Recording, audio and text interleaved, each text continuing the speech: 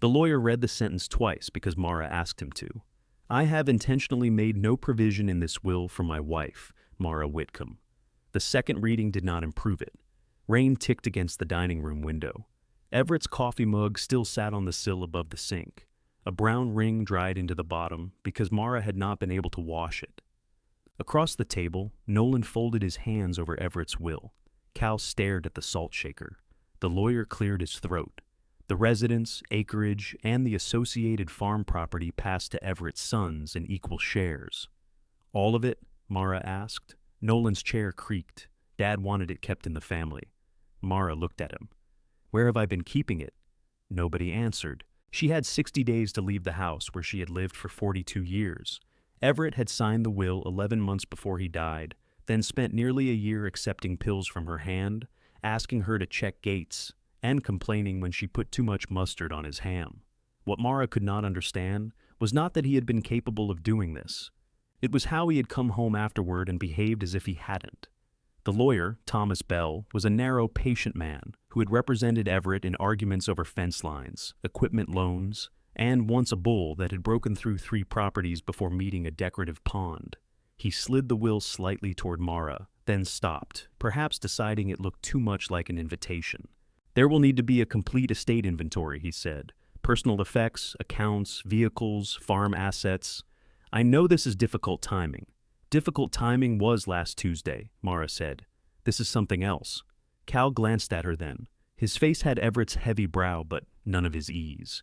Everett had been able to sit inside a silence as if he owned that too. Cal always looked like he was waiting for somebody to accuse him. Nolan took out his phone and laid it face down beside the will. He had driven in from St. Louis that morning, wearing a charcoal coat too clean for the weather, and shoes that had already collected red Missouri mud around the edges. We don't need to do every detail today, he said. No, Mara said. Your father already took care of the important detail. Mara. She recognized the tone. It was the same low warning Nolan used when he thought someone was becoming embarrassing in a restaurant. He had called her mom for 3 years after marrying, and then stopped. She had never asked why. Cal rubbed a thumb along a dent in the salt shaker. Did Dad explain it? Thomas Bell's eyes moved to the paper. That was enough of an answer. Everett had apparently given instructions, provided signatures, and discussed distribution. He had not provided an explanation meant to survive being repeated in front of his wife. Mara pushed back from the table. Anybody want coffee? The 3 men looked up at her. It almost made her laugh. A dead husband had disinherited her. 2 grown men were waiting to claim the chair cushions, and still the room expected Mara to put a pot on. I was joking, she said. Cal's mouth moved before he stopped it. He might have smiled in another life. Thomas began explaining probate. Mara heard words about notices, valuations, access, and statutory periods. She watched rain slide down the glass instead. Beyond the yard, the pasture fell away in wet gray folds toward the south fence. A black cow stood near the loafing shed with her head lowered, waiting for weather to become someone else's problem. Everett had liked that cow. Number 214, white scar under the right eye. He had wanted to cull her after she lost a calf 4 springs ago, but Mara had kept her. The cow had produced 3 good calves since then. People made one bad decision, and Everett called it character. Animals were sometimes granted an appeal. Mara, Thomas said. She turned back. You are entitled to your personal belongings, of course. We can work cooperatively to identify those. Of course. And no one is asking you to move tomorrow, Nolan added. 60 days sounds generous if you aren't the one counting. The house can't just sit while everything gets sorted. Mara looked around the dining room. The wallpaper was peeling beside the china cabinet. One of the ceiling fan blades drooped because Everett had backed into it with a length of PVC pipe and insisted nobody could see. If Nolan imagined buyers fighting in the driveway, grief had made him optimistic. Cal leaned forward. No one's putting you out on the road. It was probably meant kindly. That made it worse. Good to know. The funeral dishes covered every flat surface in the kitchen. Foil pans of baked pasta, bowls of potato salad, a coconut cake with 1 slice missing. Everett had disliked coconut. People brought the dead what they themselves wanted to eat.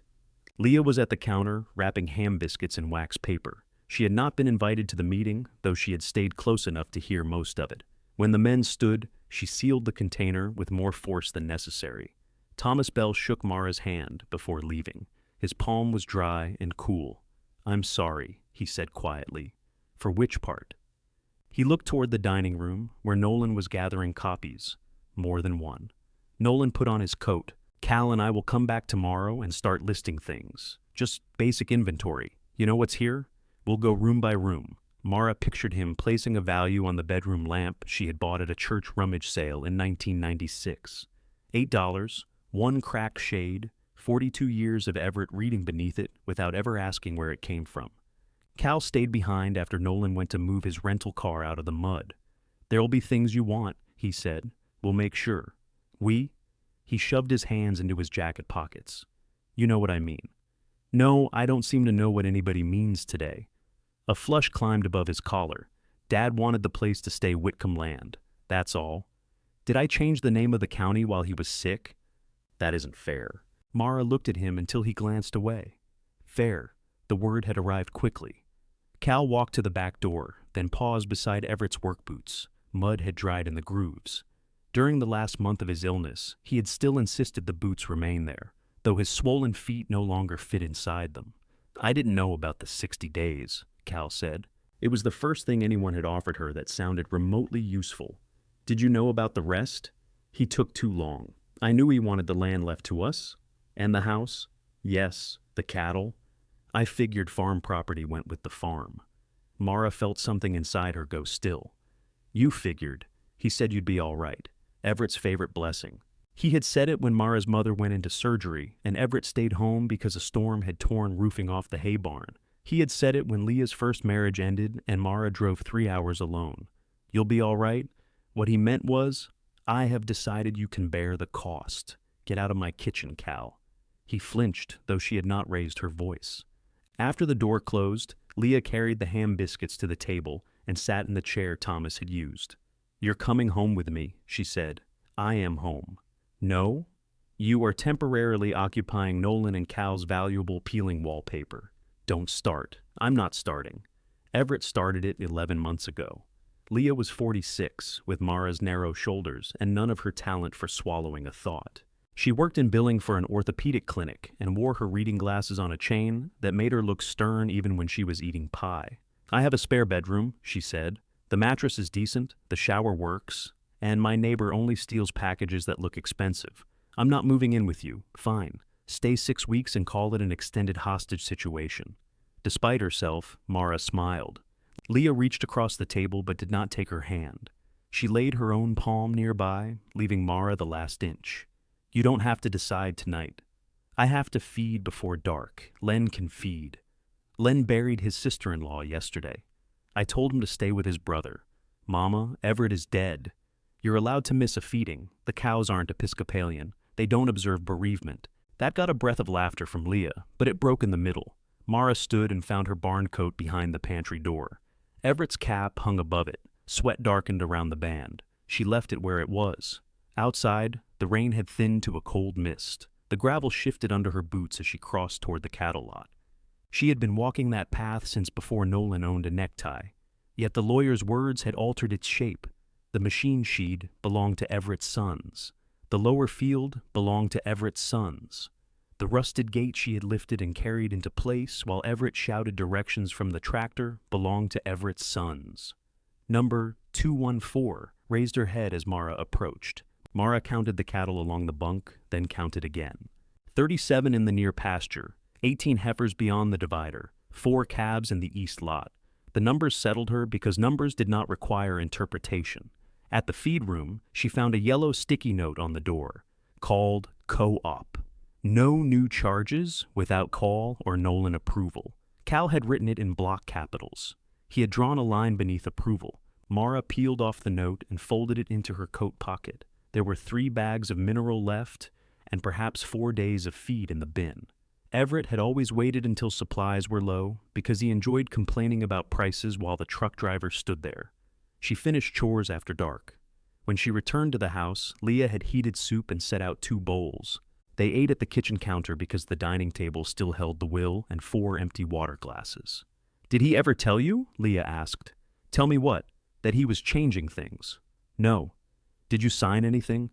I signed 1,000 things. Leah put down her spoon. That isn't an answer that makes me feel better. It's the only one I have. Over the years, papers had arrived wherever Mara happened to be. Everett brought loan renewals to the kitchen while she canned tomatoes. Insurance forms appeared on the washing machine. Tax pages came with little red arrows beside the signature lines. He would tap the paper and say, "Same as last year." Mara had trusted sameness. The next morning, she woke to the sound of tape tearing. For a moment, she thought Everett was downstairs packing a box. Then she remembered. Nolan stood in the front room wearing yesterday's charcoal coat. He had placed a strip of blue painter's tape on the walnut sideboard.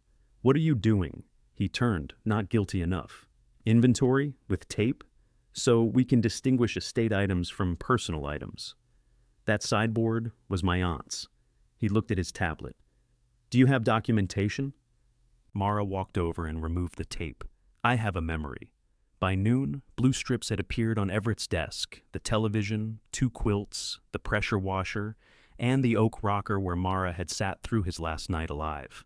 Cal followed Nolan with a clipboard, writing without looking at her. When they reached the farm equipment, Nolan hired a local auction man to estimate values. Mara stood in the machine shed while the man circled the baler, kicking tires and calling numbers into his phone. Then Nolan pointed toward the cattle lots. "We'll need a count and an estimated price on the herd." "The herd isn't part of this inventory," Mara said. Both brothers turned. Nolan's voice became patient. "It's farm property. 14 of those cows were bought under my name.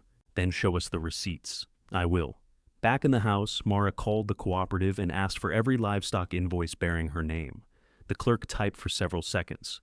"I can print the account history," she said, "but I can't release or alter partnership records without authorization." "Authorization from Nolan Whitcomb?"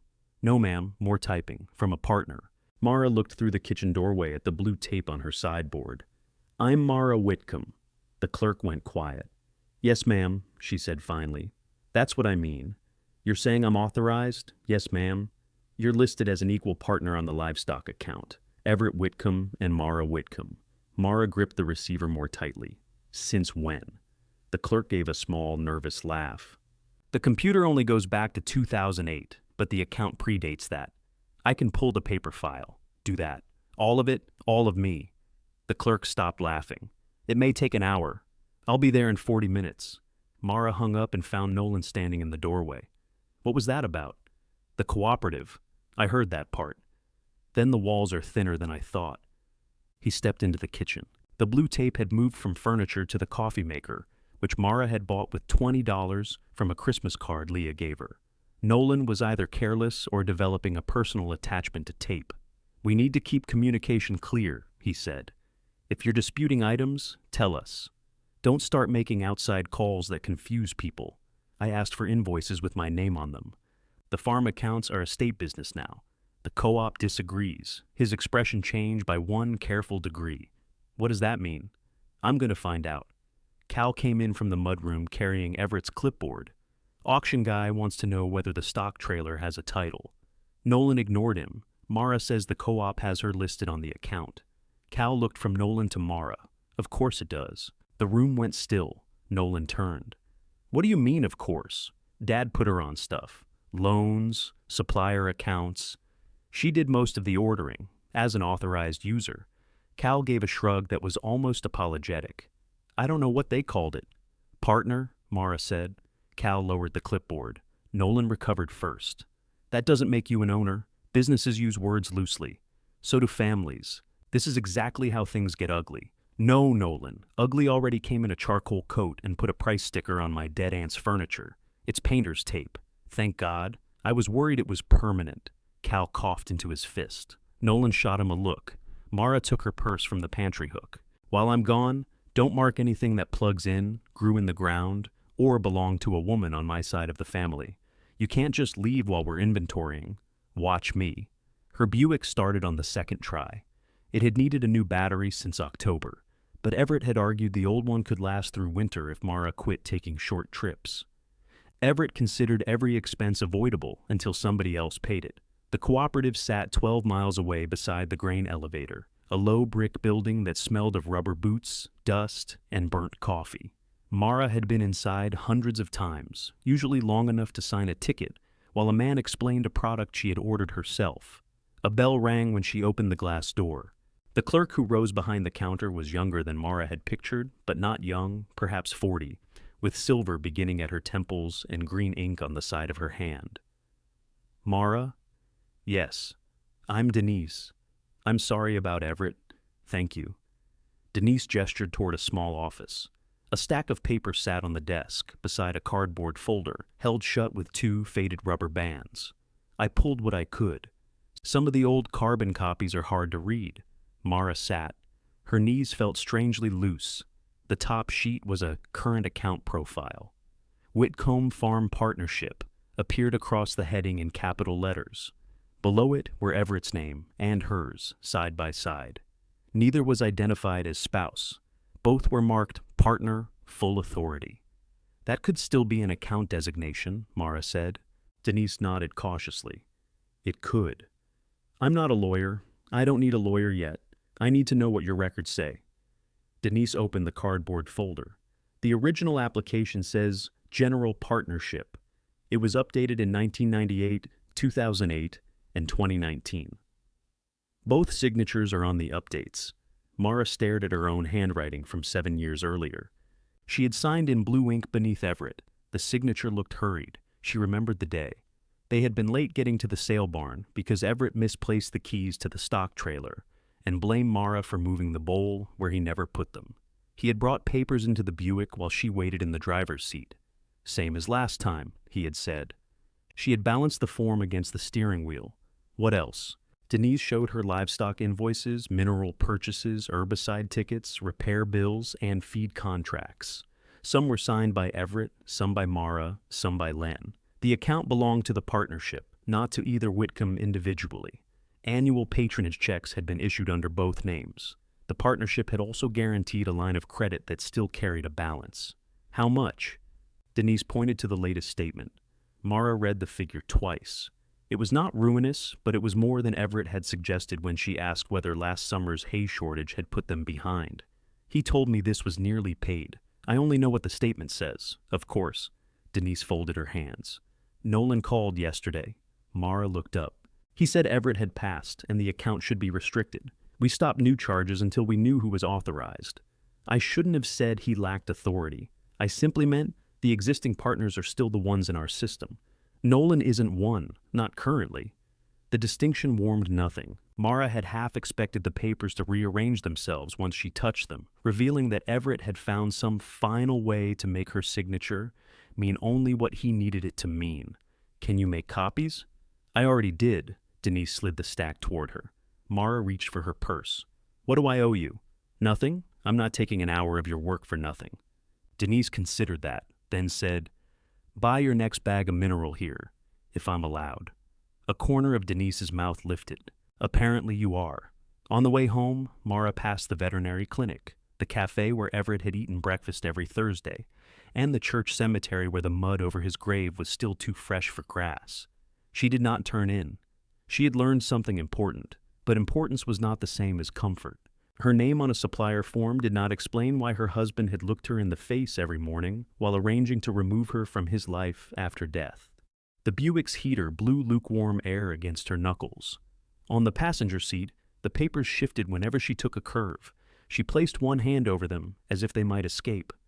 Nolan's rental car was gone when she returned. Cal's pickup remained beside the machine shed. The auction man had left, but the blue tape had multiplied. Cal was in the farm office, opening drawers in Everett's metal filing cabinet. The office occupied a narrow room off the mudroom and held one desk, 2 chairs, a wall calendar still turned to Everett's final month, and the smell of mouse poison. You could knock, Mara said. Cal looked over his shoulder. On Dad's office? On a room inside the house where I live. He straightened. Nolan went back to the hotel. He had calls. Nolan always has calls when work begins. He was upset. So was I. I drove somewhere. Cal noticed the folder under her arm. They had records. They had 27 years of them. He set down the file he was holding. What did they say? That Everett and I operated a general partnership. Equal names, equal authority. Cal rubbed at the back of his neck. Dad said the farm was his. The land may be. The business is something else. You know what I mean. Everybody keeps saying that to me. I'm not trying to fight you. You're standing in my mudroom with a clipboard listing my life by estimated resale value. His face tightened.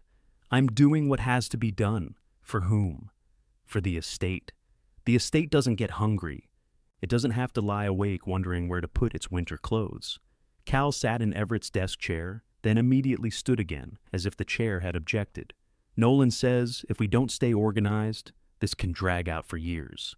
Nolan learned the word probate 3 days ago, and now he thinks he invented death. This time, Cal laughed openly. It startled both of them. The sound disappeared almost at once. He looked toward the papers in her arms. Can I see? Mara hesitated. Part of her wanted to keep the folder against her ribs and make him feel what it was like to be denied information. But that had been Everett's method. She laid the current account profile on the desk. Cal read the heading and then the lines beneath it. His thumb rested beside Everett's signature. This doesn't mean the house, he said. I didn't say it did. Or the ground. I know how dirt works, Cal. I'm only saying that I still have nothing unless you decide otherwise. He lifted his eyes. That isn't what I said. It's what you came here believing. Cal read the sheet again. Dad never talked about a partnership. He talked about it when he needed my name. Maybe it was for borrowing purposes. Maybe. But if my name helped borrow the money, I expect it also helped owe it. She showed him the current balance. His eyebrows rose. He told Nolan and me the operation was clear, except for the tractor. He told me the feed line was nearly paid. Cal sat again, this time without noticing whose chair it was. Mara looked at the filing cabinet. One drawer stood open. Hanging folders leaned against one another under handwritten labels. Tax, cattle, equipment, insurance, land. She had filed most of them herself. Though Everett had treated the office as his territory, the labels were in her handwriting. Did you find tax returns? Some. Cal pulled out a thick folder. These go back about 10 years. Mara took the latest return to the kitchen. She and Cal spread it across the dining table, pushing aside the empty water glasses from the will meeting. Most of the numbers were familiar, without being understandable. Everett had always met with the accountant, then brought Mara the signature pages. Cal found the partnership schedule first. There, he said, Whitcomb Farm Partnership. Everett Whitcomb, 50%. Mara Whitcomb, 50%. A second page showed each partner's share of income, loss, debt, and capital. Mara's column was not ceremonial. It carried half of everything, including obligations she had never heard discussed. Cal sat back. Nolan isn't going to like this. Mara collected the pages carefully. I didn't enjoy his tape.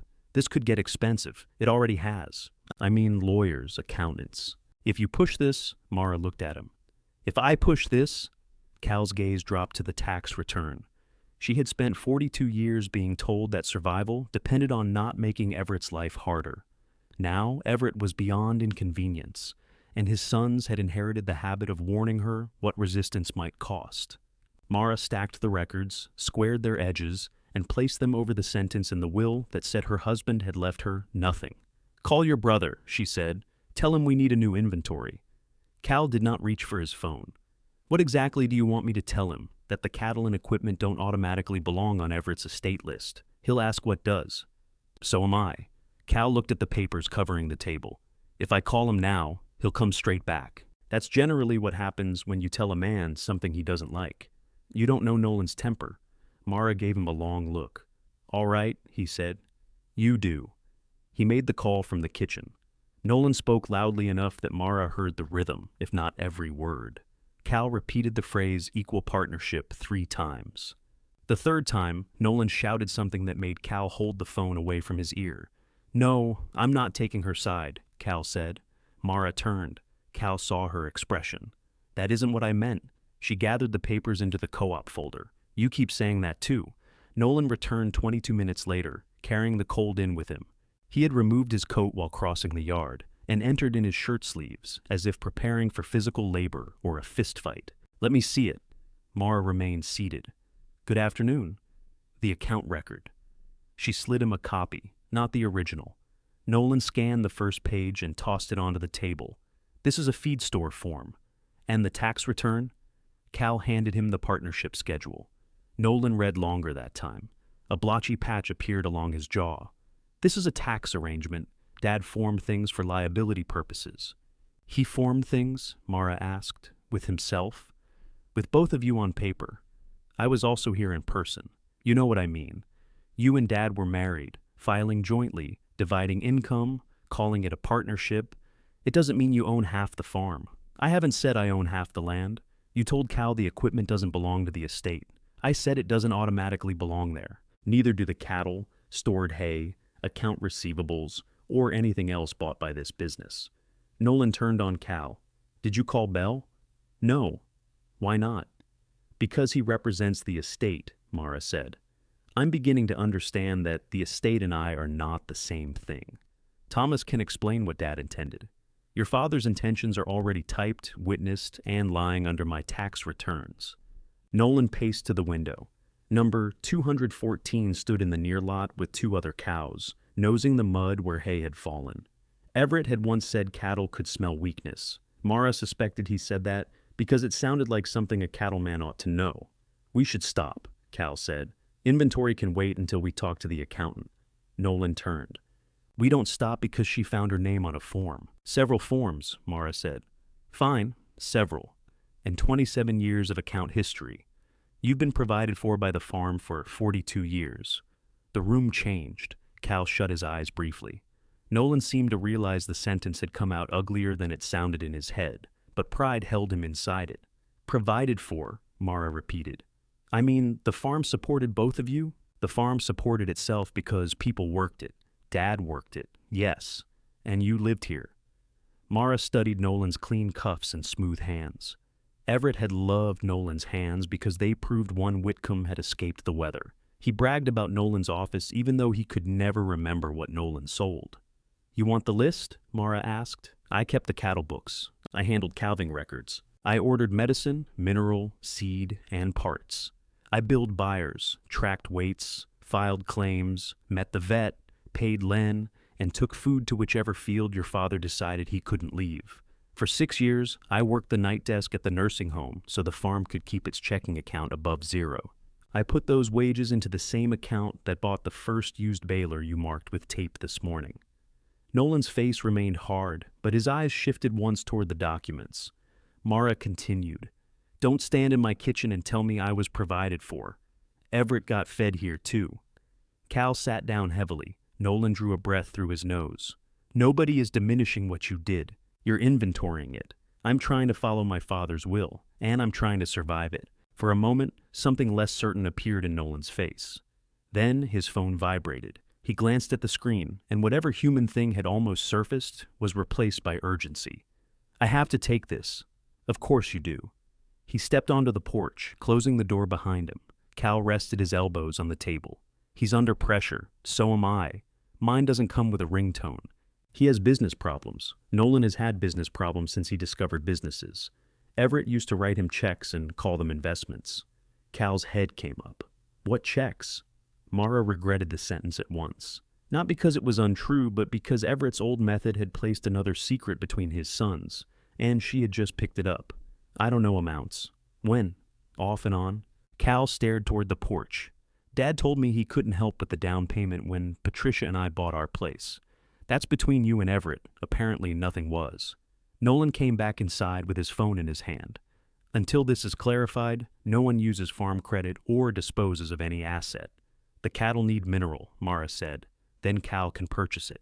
With whose money? The estate can cover essential expenses. The estate doesn't own the operating account. Nolan's voice sharpened. Do not start spending money to make a point. I'm starting to suspect every time I buy something necessary, a man assumes I'm making a point. Mara called Denise while Nolan was still standing there. She ordered 6 bags of mineral, the same product and quantity she had ordered every January for 9 years. Nolan watched as if she were transferring the farm to another country. When she hung up, he said, You may be personally responsible for that.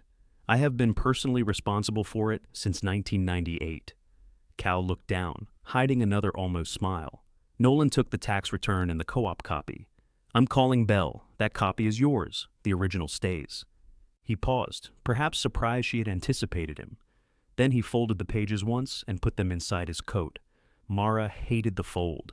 Everett had folded every document into quarters, no matter how carefully she filed it. After the brothers left, she removed the blue tape one strip at a time. Leah arrived while Mara was standing on a chair, peeling tape from the top of the china cabinet. Should I ask? Nolan has discovered decorating. Leah put 2 paper sacks on the counter. I brought barbecue and legal pads. In that order, I know my audience. They ate pulled pork sandwiches while sorting documents into piles. Mara found 8 years of personal tax returns in the office, along with partnership returns, depreciation schedules, livestock reports, and bank statements. Her name appeared everywhere, sometimes beside Everett's, sometimes under it, never above. Did you read these before signing? Leah asked. Parts. What parts? The parts with arrows. Leah removed her glasses and pressed her fingers to the bridge of her nose. I'm trying not to say anything. You're making a lot of noise for somebody not saying anything. Mama, you signed documents that say you guaranteed debt.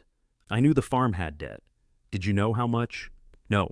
That is an important distinction. Mara looked at the column showing her share. I know that now. The house phone rang before Leah could answer. Thomas Bell asked to speak to Mara privately. She's my daughter, Mara said. If she repeats anything, she'll at least improve the grammar. Thomas sighed. Nolan called. I assumed he would. I need to be careful. I represent Everett's estate. I can explain procedure, but I cannot advise you regarding your individual rights. You gave me a will that says I have no rights. The will says Everett made no testamentary provision for you. It does not determine ownership of property that was already yours. Mara glanced at Leah. Leah sat straighter. So, the partnership is real? I can't render an opinion without reviewing its formation and history. But tax treatment over many years, shared liabilities, capital accounts, and consistent business records are significant. This is not something Nolan should dismiss. What about Cal? Neither son should assume every farm-related asset belongs to the estate. Everett's partnership interest may pass under the will. Yours would not. Mara let herself absorb only the shape of that. Half of the business might be hers. The other half now belonged, in some fashion, to 2 men who had put tape on her coffee maker. Thomas continued. The difficult issue is that the partnership appears to have operated on land Everett owned individually. I haven't located a written lease. There wasn't one. We didn't lease land from ourselves.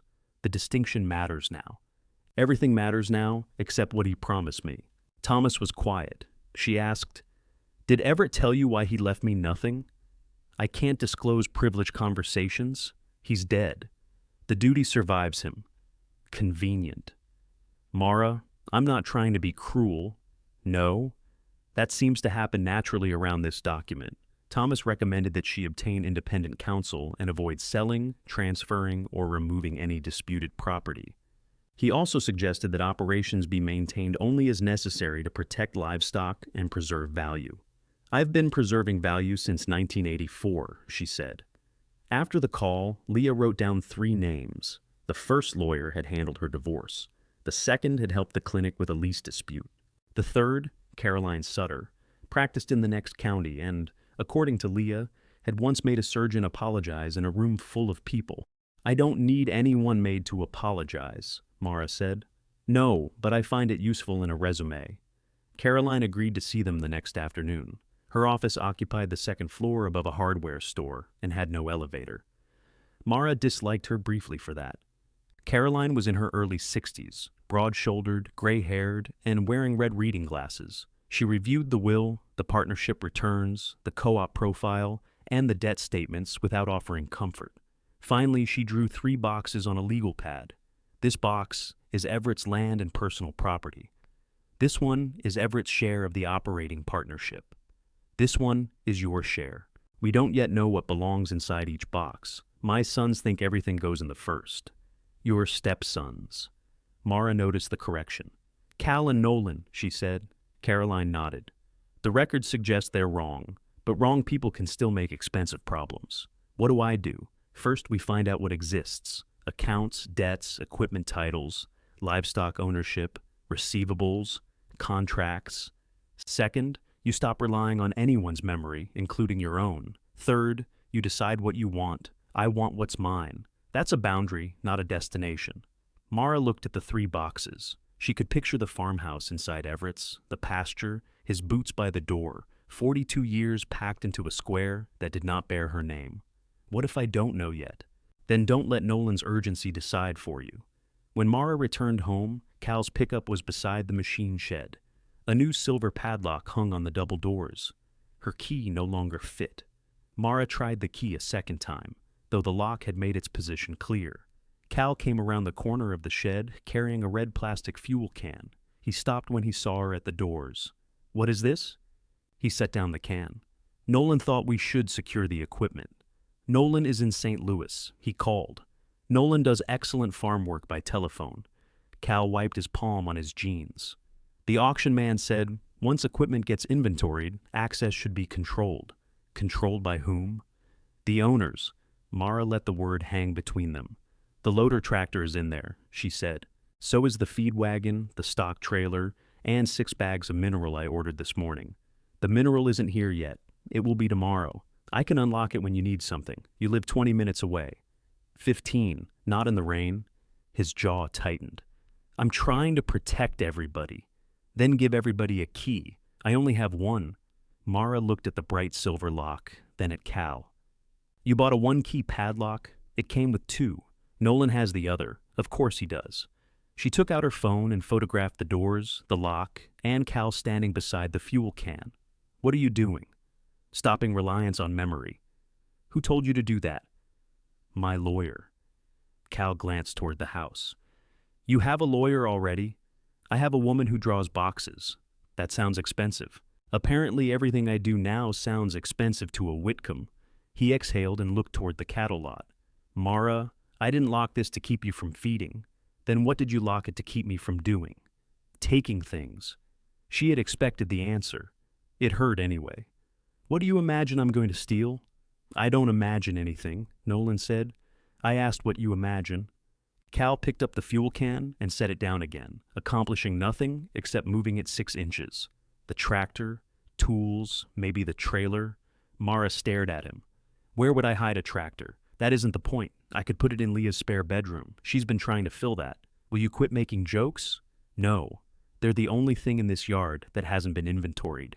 He pressed his lips together. Mara stepped closer to the doors. Through the narrow gap, she could see the front tire of the loader tractor. She had helped choose that tractor 8 years ago. Everett wanted a larger model because he liked the cab.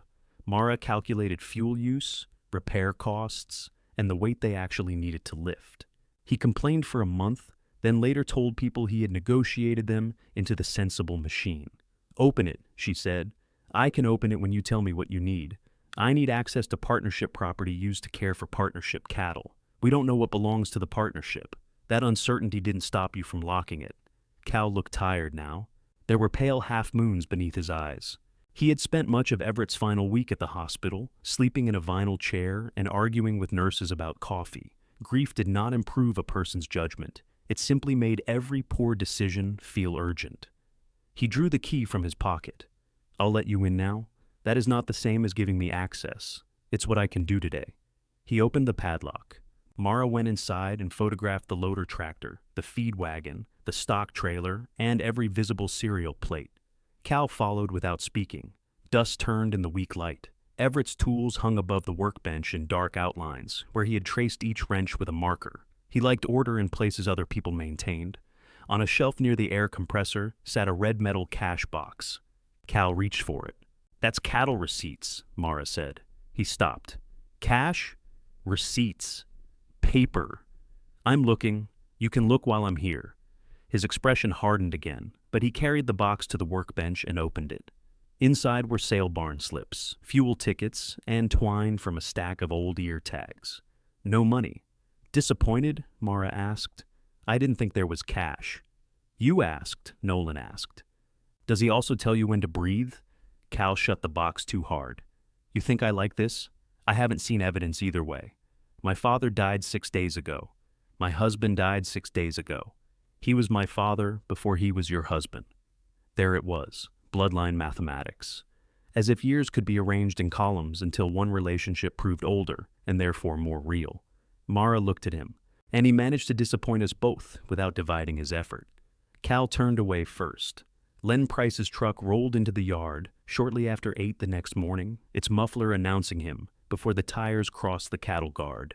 He climbed out slowly, wearing brown coveralls and a cap, advertising a seed company that had gone out of business. Len was 58 and built like a fence post that had endured several hard winters. He had worked with Everett for 19 years, first during planting and haying, then most weeks after arthritis made Everett selective about which labor counted as his. "I told you to stay with your brother," Mara said. "I did. He got tired of me. After one day, he's known me 58 years. Len's eyes moved toward the machine shed. "That lock new?" Cal put it on. "Keep the raccoons from stealing the tractor?" "Something like that." Len studied her face and wisely did not offer sympathy. He had attended the funeral in a suit that fit him badly and stood near the rear of the church, as if grief had assigned him a place. "Mineral truck called," he said. "Be here around 10. Cal has to open the shed." Len patted the side pocket of his coveralls. "I have bolt cutters." "No." "They're good ones. I'm sure they are. Be ashamed never to use them." "Cal is bringing a key." Len nodded, disappointed but not surprised. Everett would have cut it. Everett would have owned the lock. They checked the feed bunks and moved 2 heifers into the east lot. Len said little until they were behind the loafing shed, out of sight of the house. "Cal told me Nolan's listing the herd. He's listing everything." "Listed me yet?" "You're hard to appraise. I've been told." Mara climbed the gate carefully. Her right knee caught at the top, and Len pretended to examine a hinge until she was down. That was one reason she trusted him. Everett would have taken her elbow and then told the story later, as evidence that she could no longer manage gates. "Farm owes me for last week," Len said. Mara stopped. "Everett didn't pay you?" "Check was written. He never signed it." "How much?" Len told her. It was not a large amount in the scale of the farm. It was large enough to Len. "I'll handle it. With whose checkbook?" The question held no accusation, only fact. Mara looked toward the house. "I don't know yet." Len pushed the gate closed. "Then don't promise." She felt the correction like a small slap because it was deserved. Everett had promised people while Mara found the money. "All right," she said. "I'll find out who owes you. That's better." Cal arrived at 9:45 and unlocked the shed. He had made 2 more keys. He gave one to Mara without ceremony. "Keep a log," he said. "Date, time, what equipment is used. You want me to sign myself in?" "Nolan wants a record. Nolan can come stand in the mud with a clipboard." Cal held out the key. "Do you want it or not?" Mara took it. "Thank you." His eyebrows rose at the words. "Don't get used to it," she said. The mineral truck arrived early, forcing Cal and Len to clear a path, while Mara checked the delivery ticket. The driver, a heavy man named Russ who had known them for years, looked from the new padlock to Cal to Mara and decided conversation was dangerous. "Where you want it? Same place as always," Mara said. Cal said, "Put it along the north wall." Russ scratched his beard. "That is the same place as always." Len turned away, shoulders moving. After the truck left, Cal remained by the shed while Mara cut open the first bag. "Nolan wants the partnership to pay rent if the cattle keep using the estate pasture." The knife paused in Mara's hand. "What pasture does he think the farm used before Everett died?" "He says the land and business are separate. Your lawyer probably told you the same thing." "She told me the difference mattered. She didn't tell me to use it like a club. Nothing is changing today." "Then when?" Cal looked toward the lower fields. "He wants a written arrangement within 30 days, and if there isn't one, we may have to move the cattle off estate ground." Len stopped sweeping spilled mineral. He did not look at either of them. Mara folded the empty bag down the middle. "There isn't enough room in the east lot. You know that." "I know." "The herd needs the south pasture when the ground dries." "I know." "You inherited half the land yesterday and today you're charging the cattle rent." "I'm not charging anybody. Nolan is trying to establish what everything is worth. Tell him to come count fence posts. That should keep him occupied." Cal shoved his hands into his pockets. "If we let the business use the land for nothing, he says it could hurt the estate. The business paid for seed, fertilizer, fencing, brush clearing, and half the taxes on that land. Do you have records?" Mara almost laughed. The question had become the only language they shared. "I will." For the next 3 hours, she and Len worked through the office files while Cal inspected gates. Old invoices came out of drawers, boxes, and envelopes Everett had marked with years. Some pasture expenses were clear, others were mixed with household purchases or charged under Everett's individual name. The farm had never needed to explain itself to people who lived inside it. At lunch, Len ate a ham biscuit over the sink while Mara entered figures on a legal pad. "You gonna keep doing this?" he asked. "Eating, fighting." She looked toward the office. "I don't know what I'm fighting for yet." "Good, that's an odd answer. Men get themselves in trouble knowing too early. Women do it too." "Women generally pack snacks." Mara smiled, then saw the unsigned check to Len beneath Everett's desk blotter. Everett had written the amount, filled in the date, and left the signature line blank. He had been taken to the hospital that same afternoon. She carried it into the kitchen. "This yours?" Len wiped his hands before touching it. "That's it." The partnership name was printed at the top. Both Everett's and Mara's names appeared underneath. The bank had always accepted either signature. Mara took out her pen, then stopped. Caroline's warning returned. "Preserve operations, document everything. Do not move disputed money simply because she could." "I need to ask before I sign this," she said. Len handed the check back without complaint. "That's what you hired her for." She called Caroline, explained the wages and the existing check, and waited while the lawyer asked questions. Len had performed the work. The amount matched his timesheet. Partnership wages were an ordinary operating expense. "Document it and pay him," Caroline said. "If the other partners object, they can explain why labor should be free." Mara signed her name. The act took less than 2 seconds. Her handwriting looked no different than it had on the co-op form, the tax returns, or the hundreds of checks Everett placed in front of her. Len studied the signature before folding the check into his wallet. "First one you ever signed me," he said. Everett liked signing checks. He liked people seeing it. Mara capped the pen. Outside, Cal shouted her name. The sound carried from the near pasture, sharp enough that Len dropped the rest of his biscuit. They ran through the mud toward the lot.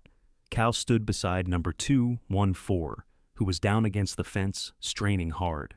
One calf's front feet showed, but the head did not. "I called the vet," Cal said. "He's 40 minutes out." Mara crouched as far as her knee allowed and studied the cow. Cal's face had lost all its certainty. "What do we do?" he asked. "Get her away from the fence," Mara said. "If she rolls, she'll pin herself tighter." Cal looked at the cow, then at Mara. "How?"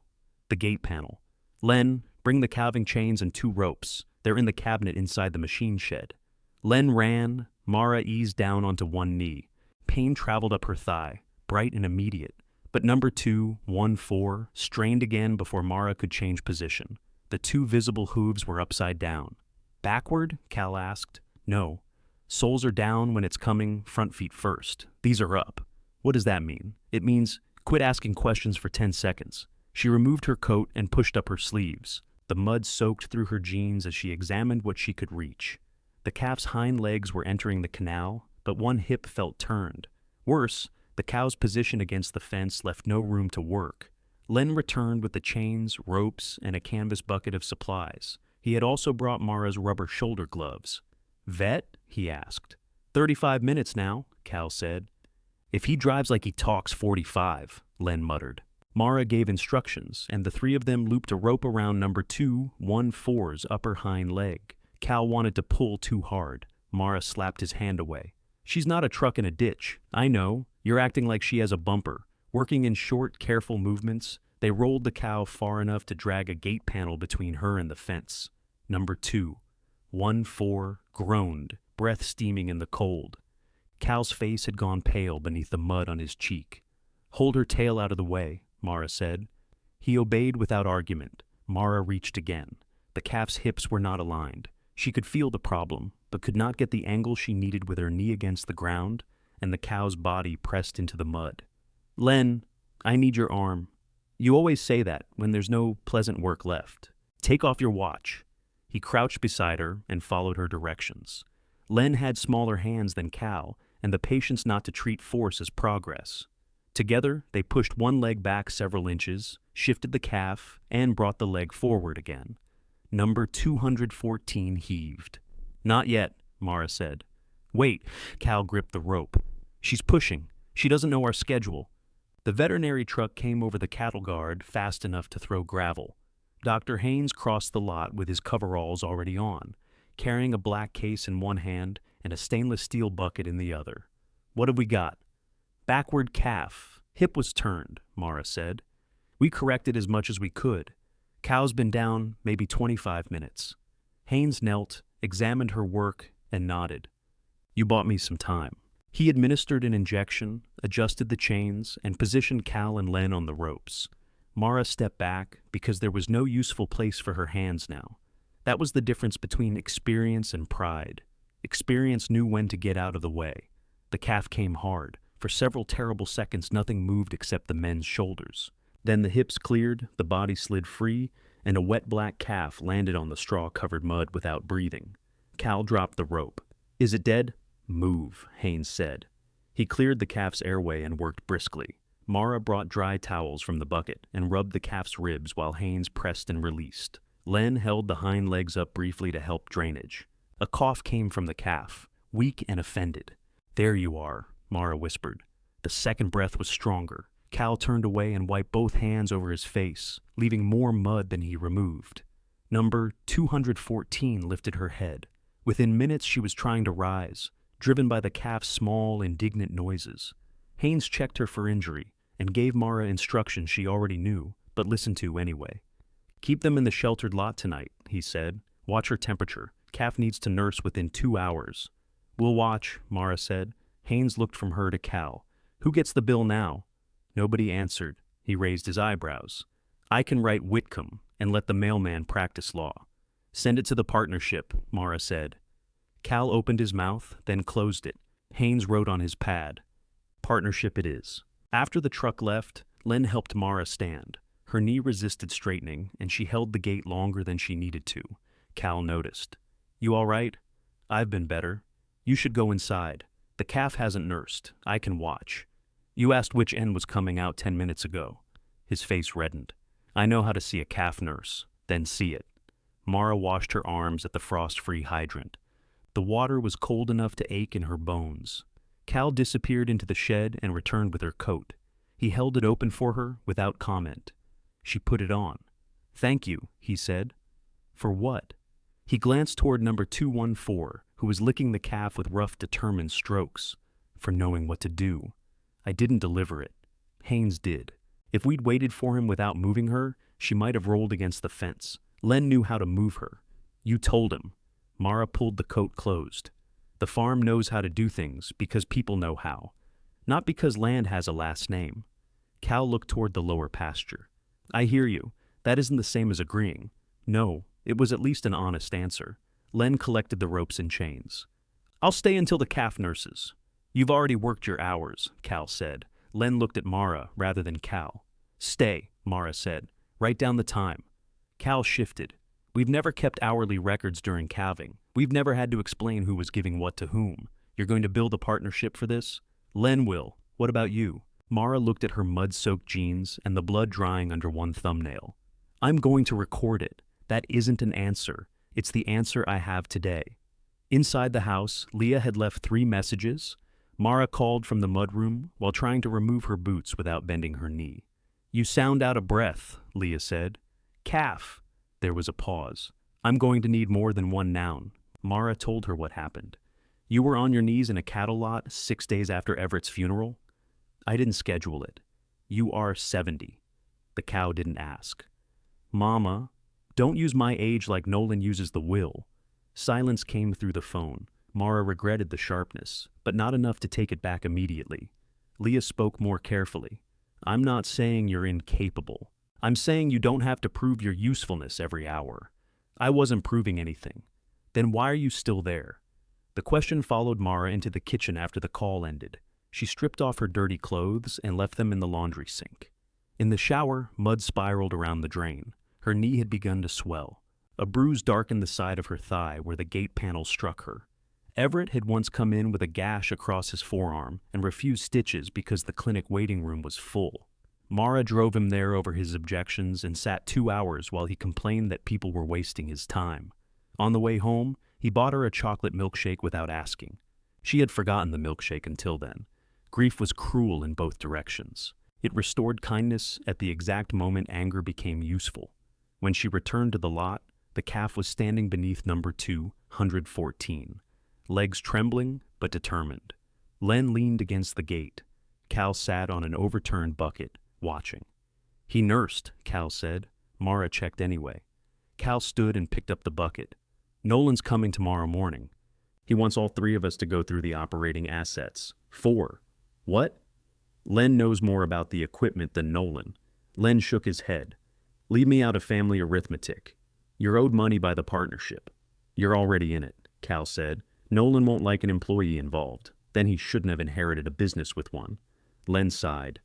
"I liked it better when nobody knew who owned anything." The calf bumped number 214's side, searching for the teat again. Cal reached over the gate and touched its back with 2 fingers. "Dad would have kept this one," he said.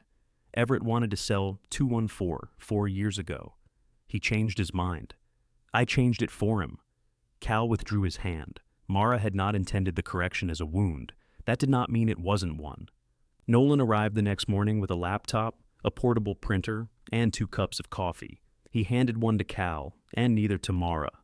Len saw that and poured half of his thermos into a foam cup for her. The 4 of them met in the farm office. Nolan sat at Everett's desk. Cal took the chair beside him. Len leaned against the filing cabinet, leaving the remaining chair for Mara. "I spoke with Bell and an accountant," Nolan began. "The partnership question needs review, but we can agree on provisional categories." He distributed a spreadsheet. The first section listed land, buildings, cattle, machinery, stored hay, tools, vehicles, and accounts as estate assets. The second section, labeled Partnership Obligations, listed the feed line, tractor loan, Len's wages, veterinary expense, and several outstanding bills. Mara read it twice. Nolan had assigned every item of value to Everett and every debt to the partnership. "Your accountant made this?" she asked. "It's a working draft. Did your accountant go to school in a casino?" Cal leaned across to see her page. His brow furrowed. Nolan clasped his hands. The land and titled property were in Dad's name. The herd ran on his land. "We have to begin somewhere. So, you began by giving Everett everything that can be sold, and me half of everything that has to be paid. That is not what this says. It says my cattle are his, and his feed bill is ours. We don't know that they're your cattle." Mara pointed to the veterinary charge. "You're certain that one is mine." Nolan's patience thinned. "This hostility isn't productive." "No, but your printer works beautifully." Cal turned to his brother. "The tractor loan has to connect to the tractor. You can't separate them. It's titled to Dad." "It was paid from the partnership account," Mara said. Nolan tapped the desk. "Then we verify it. That's why this is provisional." Len had remained silent. Now he spoke. "Where am I?" Nolan glanced at him. "Your unpaid wages are right there." "No. Where am I on tomorrow's work?" "We'll discuss staffing after ownership is clear. Cows eat before ownership gets clear." Nolan closed the laptop halfway. "No one is suggesting otherwise." "You locked the equipment," Len said. "Froze the charge account. Now you put labor under debt and cattle under property. Looks to me like you're planning to sell one and stop paying the other." Cal looked sharply at Nolan. Nolan stood. "This is a family discussion." Len nodded and walked out without argument. Mara folded the spreadsheet and put it into her co-op folder. Nolan watched her. "That document is not final." "I know." "Then don't send it to your lawyer as if it represents our position. It has your name at the bottom. For identification." "Good." "I was worried I might forget who made it." He reached for the paper, but Mara placed her hand over it. 42 years of farm records carried her name when Everett needed labor, credit, or risk. Now his son had produced one page that kept her attached only to the cost. Mara slid the spreadsheet into her purse. "This is the first honest thing you've given me," she said. "Now I know exactly what you think I'm worth." Nolan's face hardened. "That is not a valuation of you." "No," Mara said. "It's a valuation of everything except me. You're turning accounting into an insult." "You turned an insult into accounting." Cal picked up the spreadsheet again. "She's right about the tractor." Nolan stared at him. "Excuse me? The partnership made the payments. Maybe that doesn't settle ownership, but you can't put the tractor on one side and the loan on the other. It's a draft. Then fix it." The brothers looked at each other across Everett's desk. Cal seemed surprised by his own words. Nolan seemed less surprised than offended that they had been spoken in front of Mara. "This is why I wanted the discussion kept among family," Nolan said. Cal's mouth tightened. "I'm not sure who you're excluding when you say that." The question sat there. Mara did not help him with it. Nolan closed the laptop. "We need a professional inventory. Not Len, not Mara, not anybody with an emotional attachment." "You brought an auction man," Mara said. "His emotional attachment is to commission. He knows market values. He knows what he can sell quickly. Then suggest someone else." "I will." She gathered her papers and left the office before he could turn her decision into permission. Caroline read the spreadsheet that afternoon without changing expression. Her red glasses moved lower on her nose as she reached the second section. "Well," she said, "this is ambitious. Is that a polite word for crooked?" "It's a polite word for unsupported. Can he do it?" "He can type anything he wants. A printer doesn't create ownership." Caroline placed the pages beside the partnership returns. "But this shows us the problem. The farm was run as one organism. Everett's land, partnership money, shared labor, mixed accounts. Now everyone wants clean lines through 27 years of mess. Can you draw them? Not alone. We'll need an accountant to reconstruct capital accounts and an independent valuation of assets. Titles help with vehicles and some equipment. Purchase records help. Payment source helps. How each item was reported for taxes helps. That sounds like an expensive way to say, maybe. It is." Mara looked through the office window at the hardware store sign across the street. One bulb in the H had burned out, leaving "Ardware" in red letters. "What about the cows I bought? If partnership money bought them, and the partnership reported the income and expenses, they may belong to the partnership, even if your name is on the invoices." The answer irritated Mara because it was fair. "So I don't personally own 14 cows." "Not necessarily. Your partnership interest may include their value. That's different. Nolan's going to enjoy that. Nolan's enjoyment is not one of our categories." Caroline asked what funds Mara had available. The question embarrassed her more than it should have. She had a personal checking account, with enough to cover ordinary expenses for several months, a small retirement account from her nursing home work, and no idea what access she retained to anything connected with the farm. "Everett handled investments," she said. "Did you have investments?" "He said we did." Caroline waited. "I hear it now," Mara said. "Hear what? How foolish that sounds." "It sounds common. Common can still be dangerous." Caroline recommended sending a formal demand for partnership record and proposing that neither side sell assets or disrupt necessary operations until ownership was sorted. The herd could not be paused while adults debated nouns. "What about the pasture?" Mara asked. "If the estate insists on rent, the partnership can ask for documentation of the amount and account for improvements and expenses it paid. But I don't want you assuming the land remains available indefinitely. They know the cattle can't fit in the east lot. That may be why they're pressing." Mara thought of Cal standing beside number 214, mud on his face, thanking her. Then she thought of the silver padlock. "Do they have to make everything feel personal?" "No," Caroline said. "They choose to. So do you." Mara looked at her. Caroline removed the red glasses. "If you spend all your energy proving Everett wrong, he still decides what you do next." On the drive home, Mara stopped at the bank. The branch manager, a broad-faced woman named June Alvarez, had known Mara for years. She brought printed statements into a small glass office and explained which accounts were individual, which were joint, and which belonged to Whitcomb Farm Partnership. The partnership checking account held less than Mara expected. The operating line held more debt than Everett had admitted.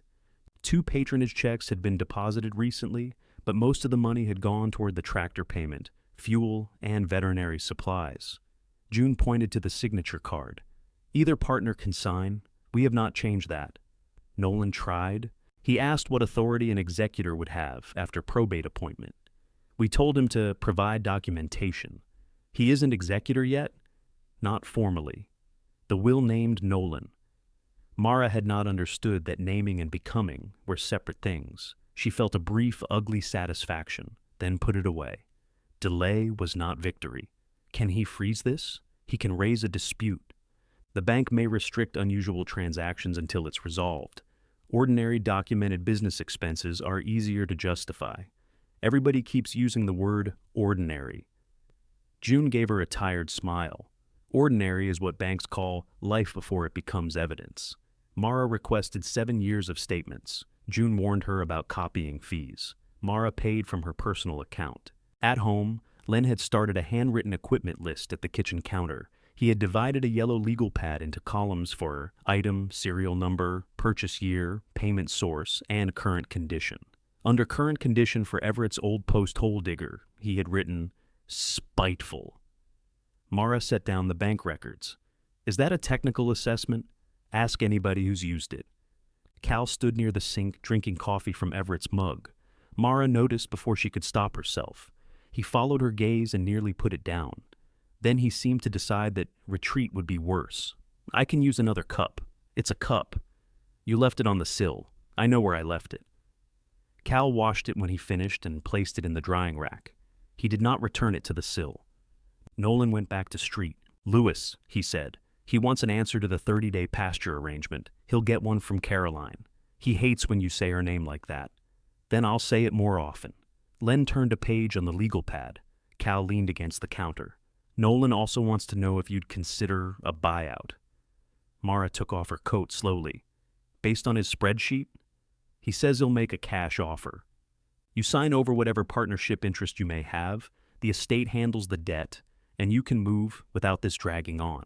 "How much?" "He didn't tell me." "Did he tell you where the cash is coming from?" "No."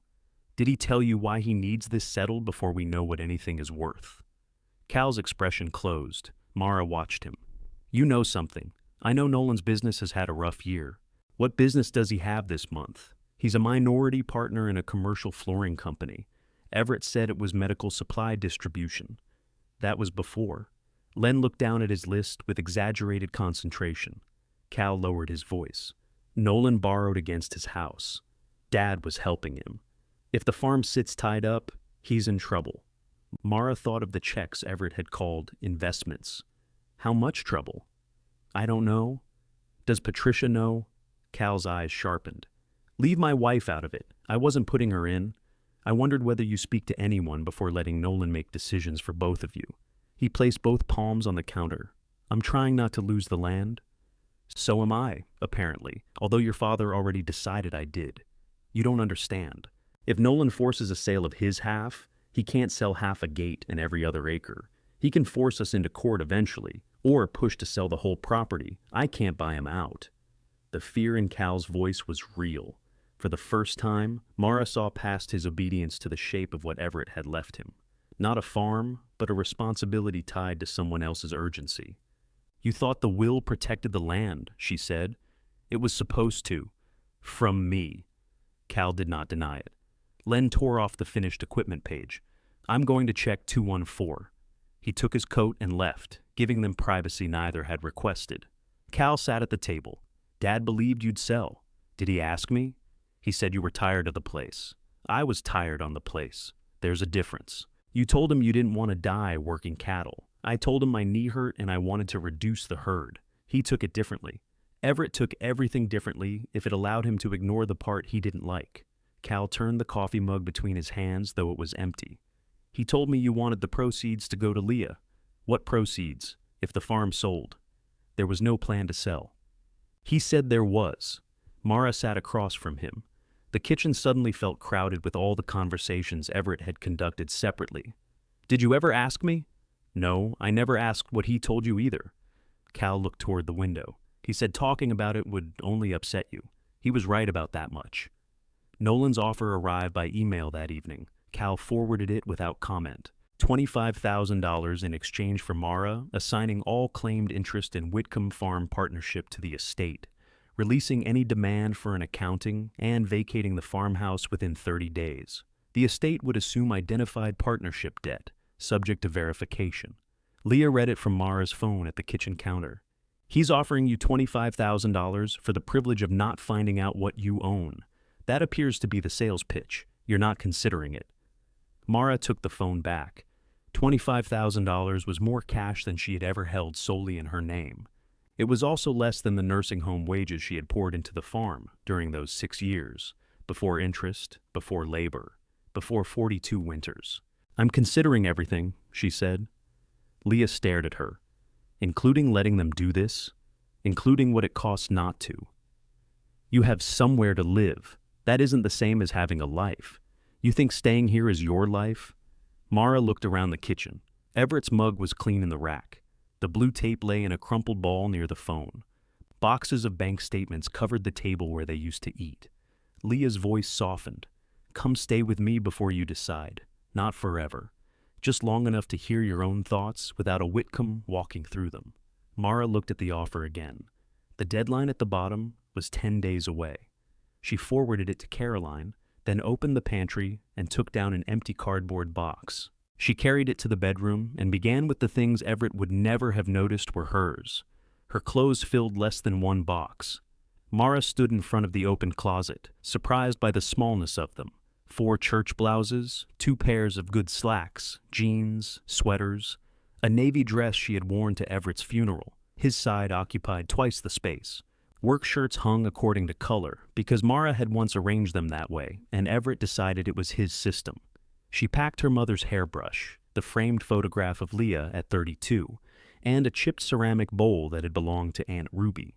She left the silver-backed hand mirror Everett gave her on their 20th anniversary, because she could no longer remember whether it was a gift or something he bought at an auction and later claimed had been intended for her.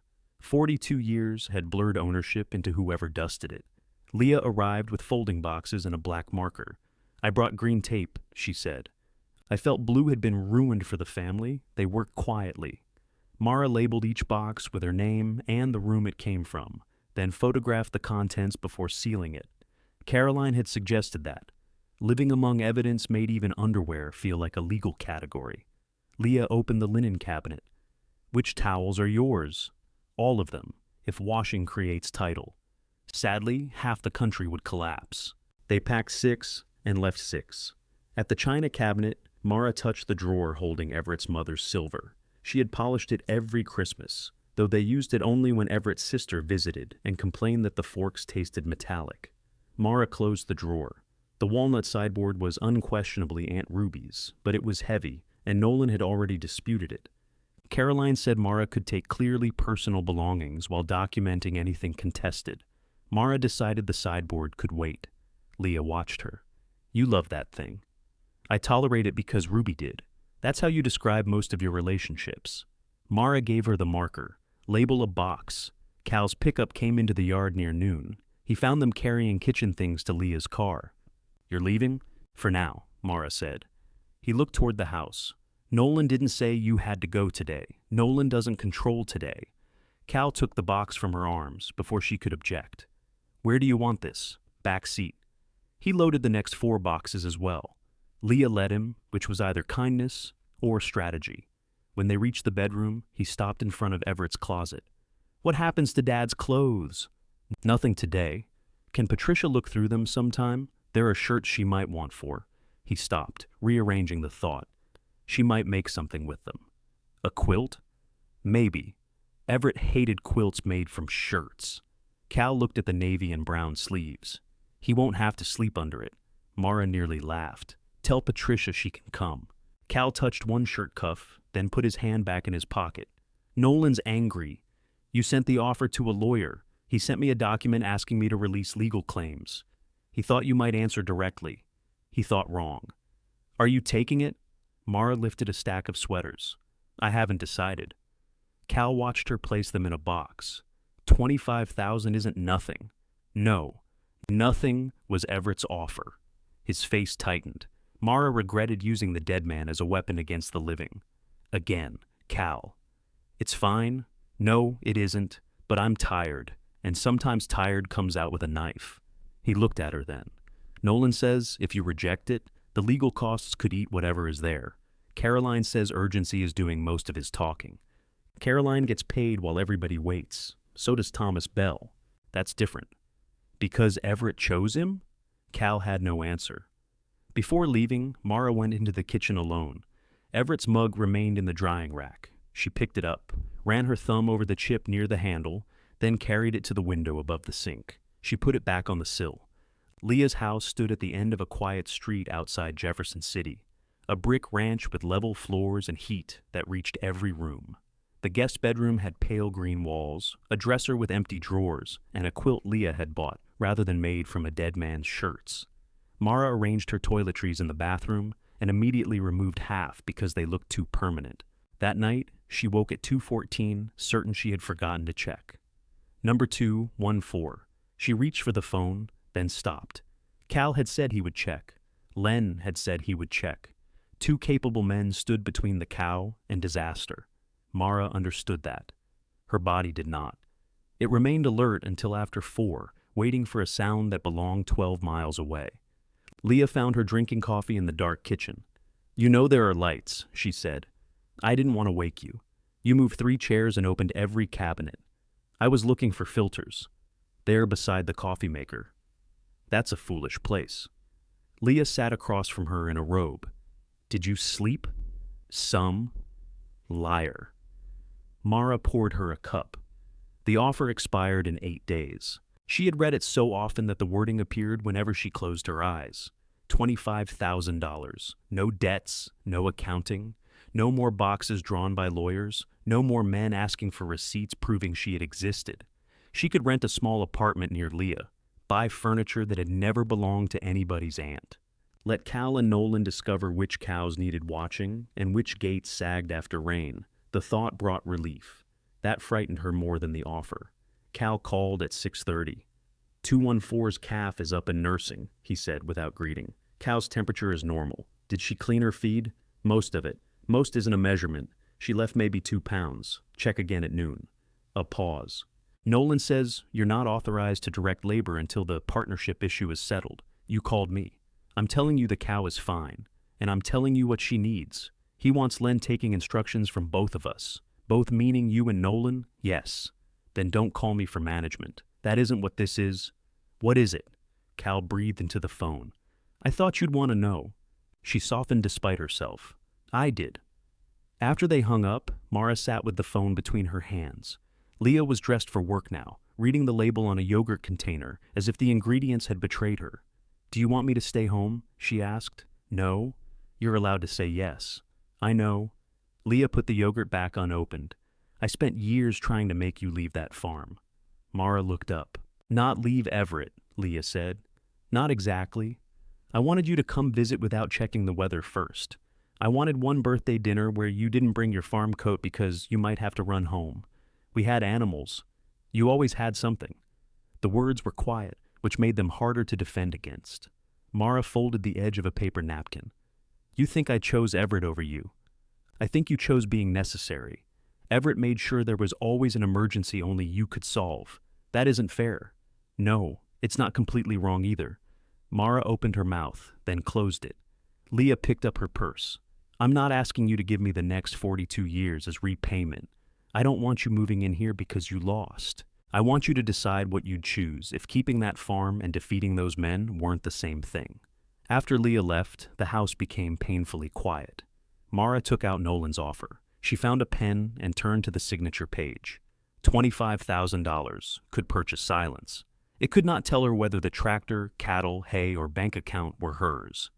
It could not restore her nursing home wages or count the years when she had worked without a salary, because Everett said they were building something together, but accepting would end the fight. Her pen touched the paper. She imagined Nolan placing the signed release in Everett's filing cabinet, Cal keeping the home place, the auction man selling cattle under the estate's name. In 10 years, the story would be simple. Everett left the farm to his sons, and Mara moved away. The records bearing her name would become old paperwork nobody needed. She put down the pen. At Caroline's office that afternoon, Mara did not sit until she had placed the unsigned offer on the desk. I don't want the farmhouse, she said. Caroline glanced at the paper. All right, I may want the sideboard. Reasonable. I don't want to run Everett's whole farm until I die. I don't want Nolan ruined, although I'd enjoy watching him become mildly inconvenienced. I don't want Cal to lose the land just because his father lied to everybody. Caroline waited. I want a complete accounting. Then I want the partnership ended fairly. If there's debt, I'll carry my lawful share. If there's value, I'll take mine. I won't let them assign me only the bills. That's a destination. I thought you'd like that. I like clarity. I charge the same either way. Caroline recommended a livestock and farm equipment appraiser from 2 counties south, a woman named Donna Reeves, who did not conduct auctions and therefore had no incentive to price for a quick sale. Her retainer was more than Mara wanted to spend. "I can cover half," Mara said. "The partnership should ultimately bear a reasonable valuation expense. But Nolan may dispute it. Of course he will. If cash is the problem, Donna sometimes accepts part of her fee when assets are distributed or sold.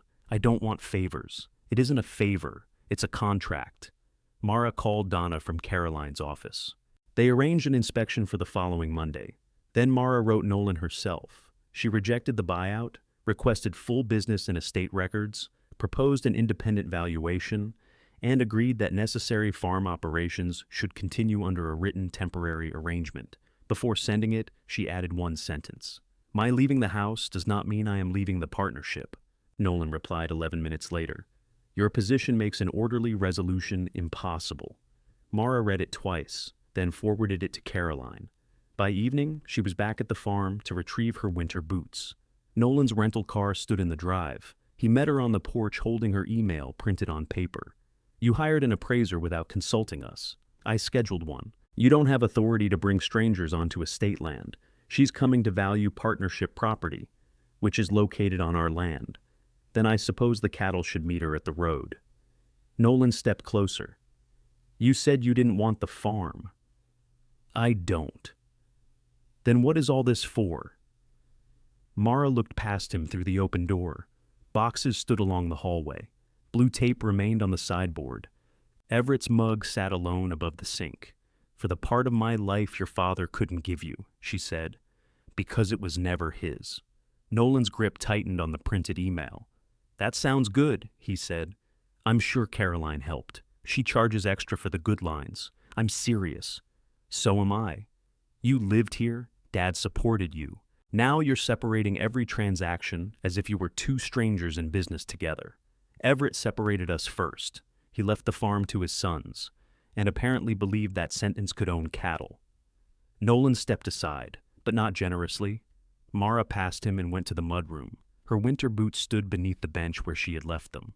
A blue strip had been placed across both heels. She picked them up. "Are those on the inventory?" she asked. "No." "Then your system needs refinement." Nolan followed her into the kitchen. "The appraiser does not enter the property without written permission from Cal and me." "Then write it." "We haven't agreed to pay her. I have.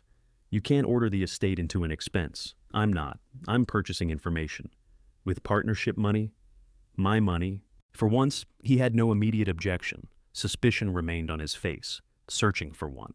Cal came through the back door carrying a coil of electric fence wire. He looked at Nolan, then Mara, then the paper in Nolan's hand.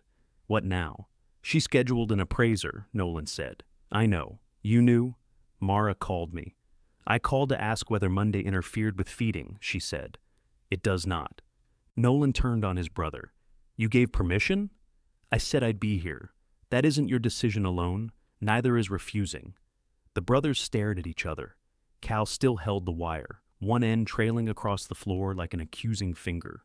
Nolan folded the email twice. "Fine. She can inspect the cattle and movable equipment. No valuation of the land or buildings." "Donna doesn't appraise real estate," Mara said. "Then we agree. I'm going to record this moment." Cal dropped the wire onto the bench. "Before Monday, we need somebody making operational decisions. Len called me 3 times today because he got different instructions." Mara looked at Nolan. "What did you tell him?" "To separate anything purchased with estate funds." "Which estate funds?" "Dad's accounts. Everett's individual account paid the electric bill. The partnership account paid the hired labor. Would you like Len divided lengthwise or at the waist?" Cal rubbed his forehead. "This is what I mean." Nolan ignored the question. "Until ownership is established, expenses should be approved by both sides." "What sides?" Mara asked. "There are 2 inherited interests and mine. Then all 3. A cow with fever won't wait for a committee. You seem to manage." There was contempt in it, but also dependence. Nolan wanted her competence available without giving it a name that could be billed. Mara sat at the kitchen table and opened her purse. She took out Caroline's proposed temporary operations agreement. "I manage livestock records, purchasing, vendor contact, and routine care decisions for 60 days. Cal supervises equipment and field work. Len receives direction from either of us within those areas, not from Nolan in St. Louis. Necessary expenses come from the partnership account. The estate allows continued use of existing pasture during the same period. Nolan read the first page. You want $30 an hour for work beyond my ordinary duties as a partner. You never charged Dad. Everett never charged himself rent by email. This is opportunistic. No. Opportunistic would be waiting until the cattle are hungry. Cal took the agreement and read it. What happens after 60 days? We renew it, replace it, or move toward winding down. You mean selling the herd?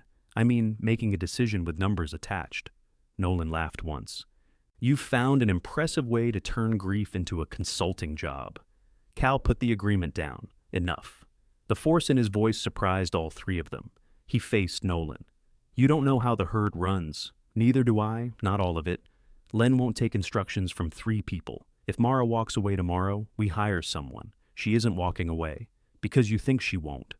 Nolan glanced at Mara. There it was again. The assumption that necessity would hold her in place after affection and security were removed. Mara pulled on her boots. Send comments to Caroline. I promised Leah I'd be home for dinner. Nolan scoffed. This is still your home for another month. No, Mara said. It's a place where my shoes require identification. She left before either brother could answer. Leah had made meatloaf and put too much onion in it, a flaw Everett would have mentioned through the entire meal. Mara ate 2 servings and never said a word. At 8:15, Cal called. Nolan agreed to the 60-day pasture use. And the management terms. He wants $20 an hour with a maximum of 15 hours a week. Then he can hire someone for $20 and see what arrives. He says you're already entitled to partnership profits. What profits?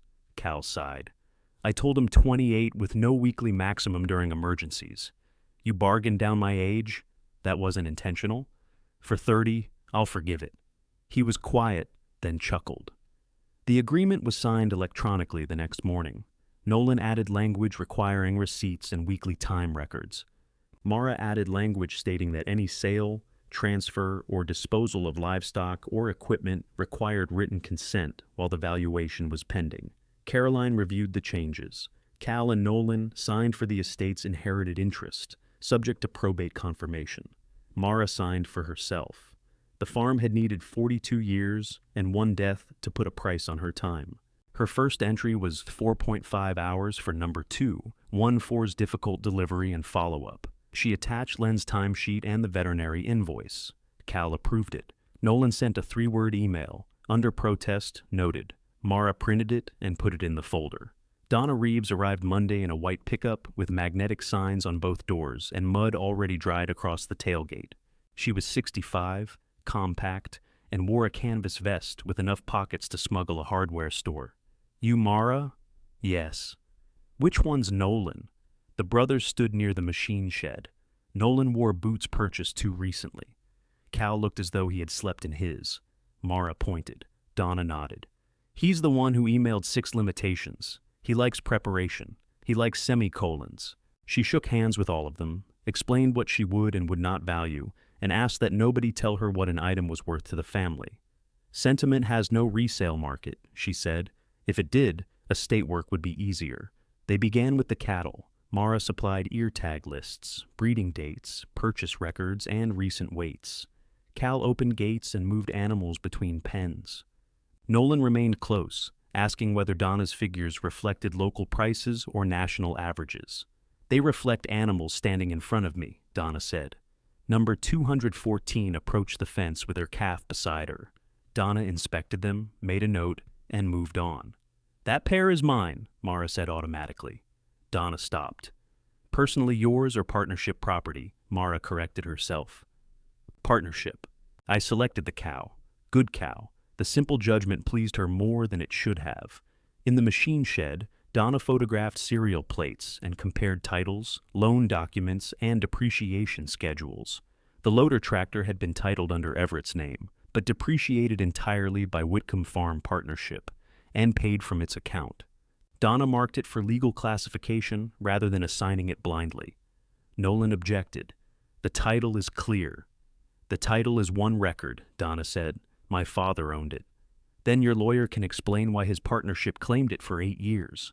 I don't settle family theology. Len, standing behind the feed wagon, coughed into his sleeve.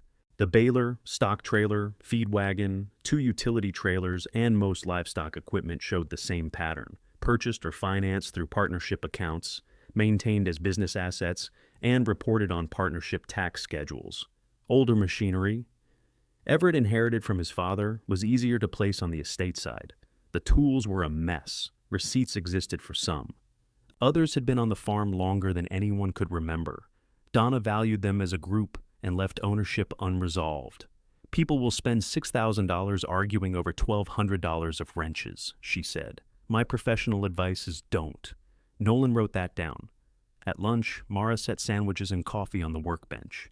She billed the preparation time neither to the partnership nor to anyone's grief. Donna ate standing up while reviewing cattle numbers. This herd is carrying too many marginal cows for available pasture, she said. Nolan looked at Mara as if this proved something. Mara nodded. I've wanted to reduce by 12 to 15 head for 2 years. Everett disagreed? Donna asked. He believed every cow became profitable if you looked at her long enough. Cal smiled faintly. Donna pointed to several tag numbers. These are the first candidates. A controlled sale will bring more than dumping the whole herd at auction. We're not selling anything until ownership is settled, Nolan said. A herd is a moving value, Donna replied. Animals age, breed, lose calves, gain weight, get sick. Valuation is a photograph, not embalming. Nolan disliked that sentence visibly. Donna spent 6 hours on the property. Before leaving, she asked Mara for copies of the last 3 years of livestock sales and asked Cal for repair records. She asked Nolan for nothing. He noticed. When will we have a number? He said. A preliminary report in 10 days. Final once I receive the documents. We need it sooner. Then you should have hired me sooner. After Donna drove away, Nolan remained beside his rental car. That woman came in, assuming Mara is right. Cal closed the machine shed doors. She marked Dad's inherited equipment to the estate. She challenged the tractor title. Because the records conflict. Nolan turned to Mara. What happens when the value is less than you imagine? I accept the number. And when debt consumes it, I accept my share. And if there's enough value to justify liquidation, that isn't the same question. It's exactly the question. Cal came closer. You told me the goal was to keep the farm operating. The goal is to keep value from disappearing while we settle this. You said the land was protected. The land costs money, taxes, insurance, maintenance. I can't carry half indefinitely while Mara controls the business sitting on it. Mara watched Cal understand what Nolan had avoided saying directly. You're selling your share, Cal said. I'm considering options. To me? If you can finance it. You know I can't. Nolan looked toward the farmhouse, the barns, the lower pasture turning brown under winter sky. Then, after the accounting, he said, We sell the whole place. Cal stood perfectly still. You said Dad left it to us so it would stay in the family? He left it to us, Nolan said. He didn't chain us to it. You knew I couldn't buy you out. I knew you might need time. How much time? That depends on the numbers. Your numbers or real ones. Nolan looked at Mara. This is exactly what happens when every conversation becomes a performance. Mara crossed her arms. I haven't said anything. You don't have to. Cal stepped between them, though neither had moved. Don't put this on her. You were planning to sell before we read the will. I was planning for alternatives. You came with an auction man the day after the funeral to value personal property. You taped the coffee maker. That was a mistake. It was electric, Mara said. Confusion was understandable. Neither brother appreciated her contribution. Nolan opened his car door. Cal shut it again. How bad is your business? Cal asked. Move. How much do you owe? This isn't the place. This is the place you intend to sell. Nolan's face flushed.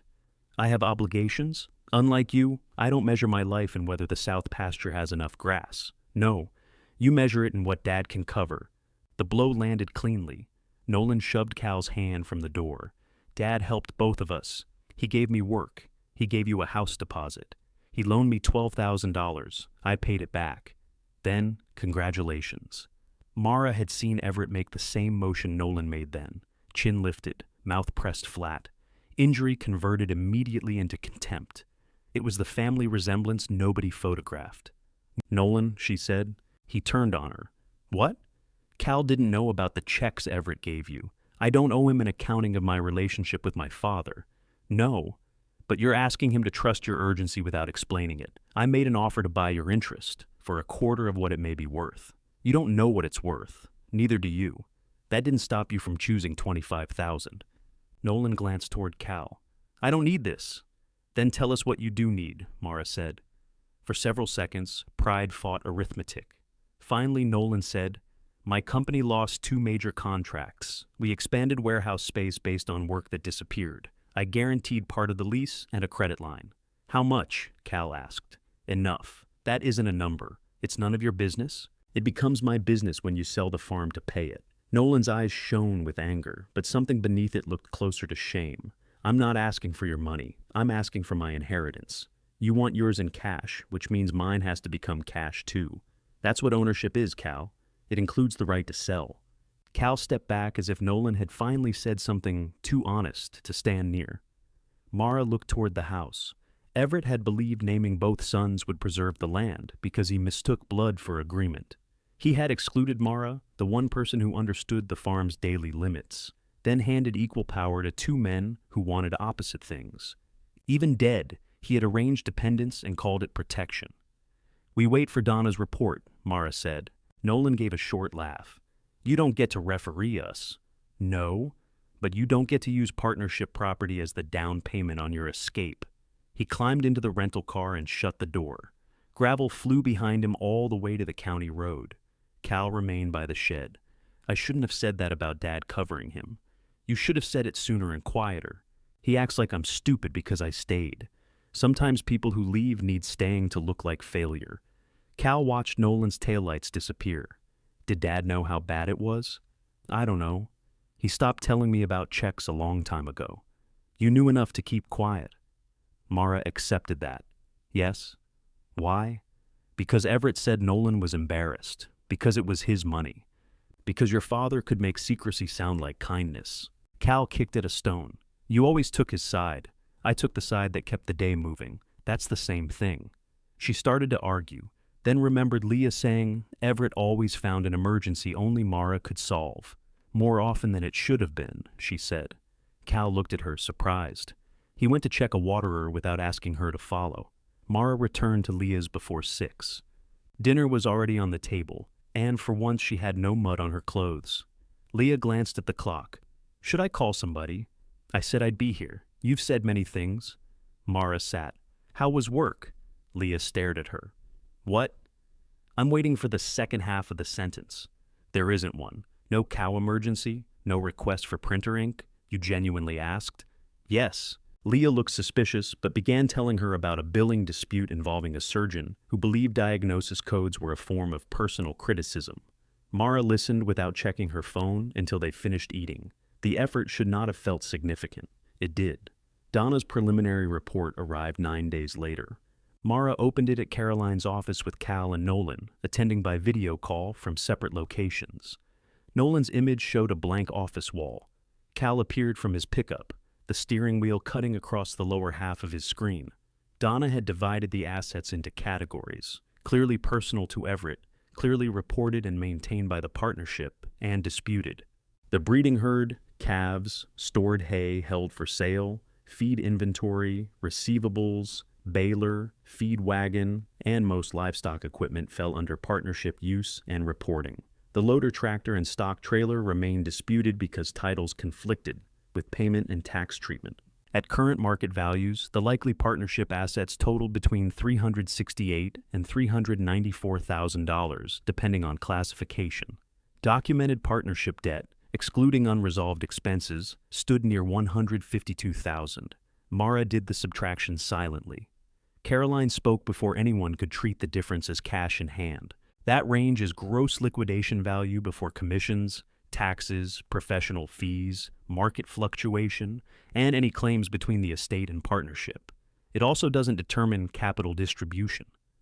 Nolan leaned toward his camera. Donna used retail values for equipment. She used auction comparables adjusted for condition, Caroline said. The baler isn't worth that. You marked it higher on your inventory, Mara said. That was provisional. Your numbers mature quickly.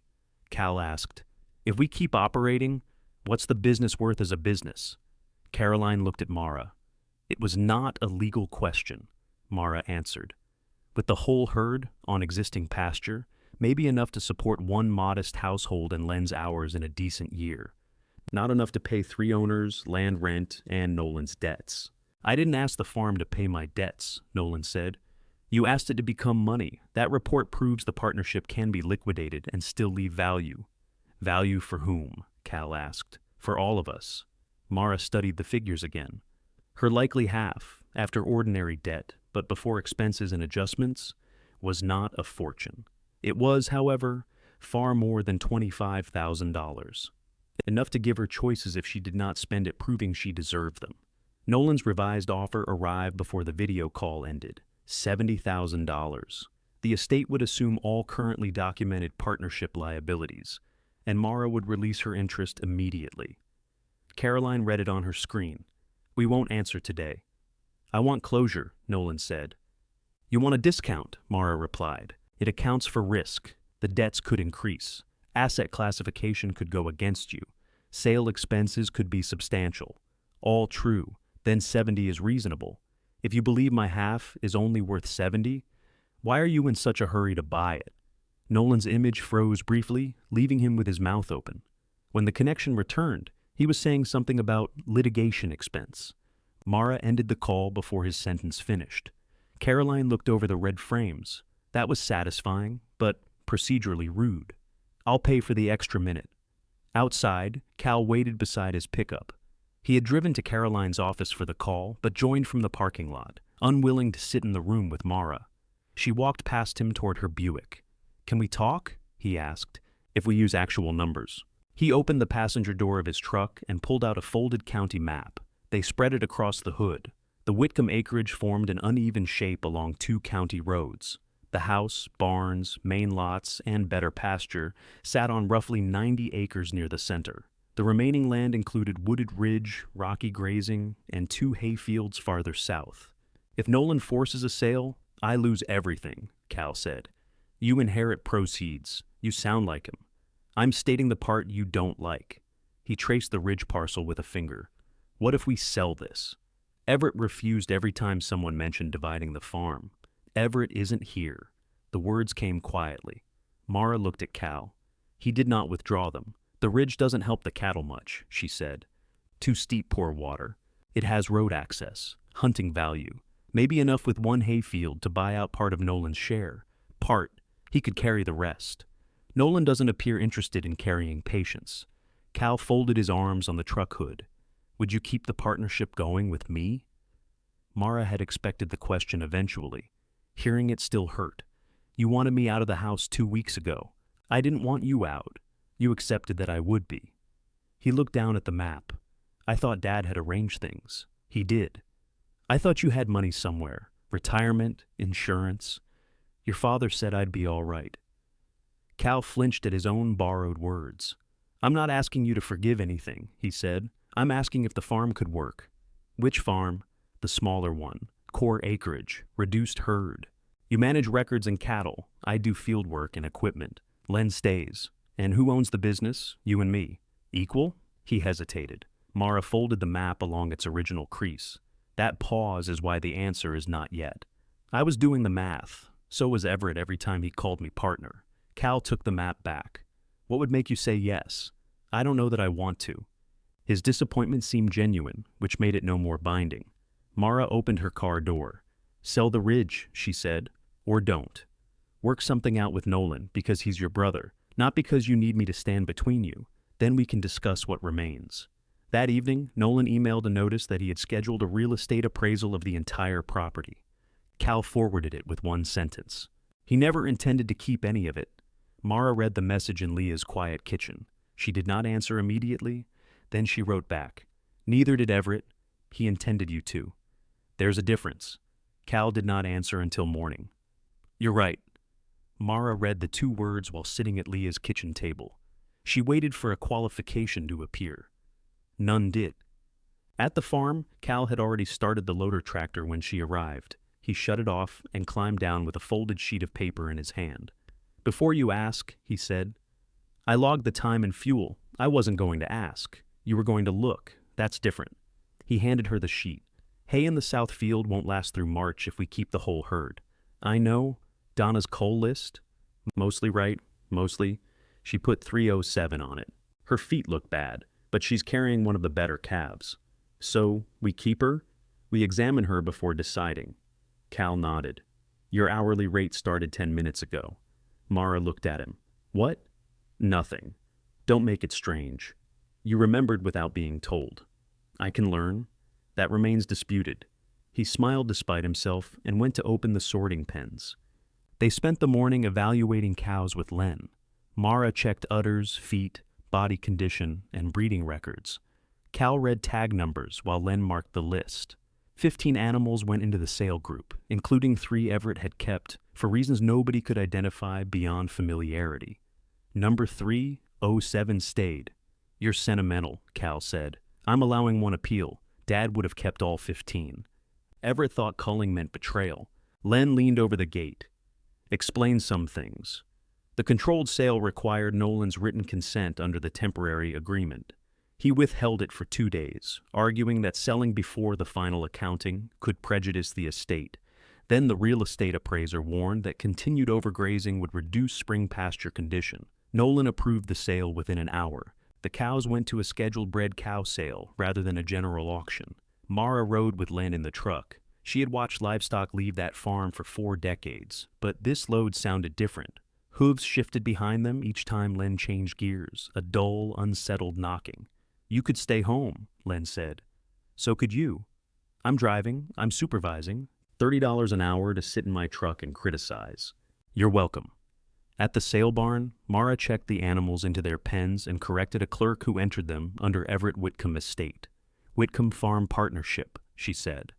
The clerk scratched out the first line and rewrote it. No one applauded, no one looked up. The correction took 4 seconds. Mara stood beside the pen until the cows settled, then walked away before the sale began. She did not need to hear strangers decide their worth out loud. The sale brought slightly more than Donna's estimate. After fees, the money went into the partnership account and remained there. Nolan emailed twice to confirm it had not been distributed. "He thinks I'm going to flee with cow money," Mara told Leah. "How much room do you have under the guest bed?" "Enough for 1 medium cow." They were eating soup from Leah's mismatched bowls. Mara had begun cooking twice a week and paying for half the groceries despite Leah's objections. She also kept her toiletries in the bathroom now. Leah set down her spoon. "Are you going back to the farm? To live?" "No." The answer came without the pain Mara expected. "What about the sideboard?" Leah asked. "I'm taking it." "Good. I cleared a wall. It isn't coming here." Leah's eyebrows lifted. "You have a secret mansion?" "I called about the Miller place." The property sat 5 miles from Leah on an old state road, a weathered bungalow, a small barn, and 22 acres that had not carried livestock in 3 years. Mara had passed it often enough to remember when the porch was blue. The owner, a retired mechanic living with his sister in Arkansas, wanted a tenant who would maintain fences and keep the fields from turning to brush. "It needs work," Mara said. "The kitchen floor slopes. You say that like it's a feature. It helps dropped food choose a direction. Can you afford it?" "The rent, yes. Starting over, maybe." Leah studied her. "Do you want cattle there?" "Some." "How many is some?" "Not enough to miss dinner." Leah smiled, but her eyes filled before she looked down at the soup. The final business accounting did not arrive as a revelation. It came in spreadsheets, bank reconciliations, depreciation tables, and invoices sent back for clarification. An accountant agreed upon by Caroline and Thomas traced the partnership's transactions through 7 complete years and sampled older records where statements were missing. Everett had mixed habit with convenience. The partnership paid for fencing and soil work on estate land. Everett's individual account occasionally paid partnership utilities. The partnership had never paid formal rent, but it had also covered property expenses that would ordinarily belong to the landowner. Neither side received the dramatic claim Nolan had predicted or the reimbursement Cal hoped might rescue him. The accountant concluded that Everett and Mara had consistently reported equal capital interests. Subject to final sale costs and disputed classifications, Mara's share of net operating value would likely fall between $108,000 and $126,000. Nolan's offer rose to $85,000. Mara declined. The entire property appraisal came in at a number large enough to make Cal quiet and Nolan impatient. The wooded ridge and southern hay parcel together represented a little less than 1/3 of the land's value. Selling them could provide Nolan substantial cash while leaving the house, barns, cattle lots, and primary pasture intact. It would not cover his full half interest. Cal would need financing for the balance. He asked Mara to meet him and Patricia at a diner off Highway 54. Patricia Whitcomb was 52, brisk, dark-haired, and worked as the office manager for a heating contractor. Mara had always liked her, which Everett interpreted as evidence Patricia was too comfortable around women who complained. Patricia arrived with a folder, a calculator, and no appetite. "I'm not putting our house at risk," she said before the waitress finished pouring coffee. Cal looked embarrassed. "We discussed that." "You discussed it. I listened." Mara stirred cream into her cup. Patricia opened the folder. "We can use savings for part of a down payment. Cal may qualify for an agricultural loan if the core acreage appraises separately and if there's a viable operating plan. But we cannot buy Nolan's full interest unless he accepts payments or we sell more land." "Nolan wants cash," Cal said. "Nolan also wants the laws of addition to change." Mara liked her more. Patricia looked directly at Mara. "Cal thinks you might remain in business with him." "I haven't agreed." "I know. He told you that?" "He's become unteachable." Cal sighed. "I'm at the table." "We see you," Patricia said. She turned back to Mara.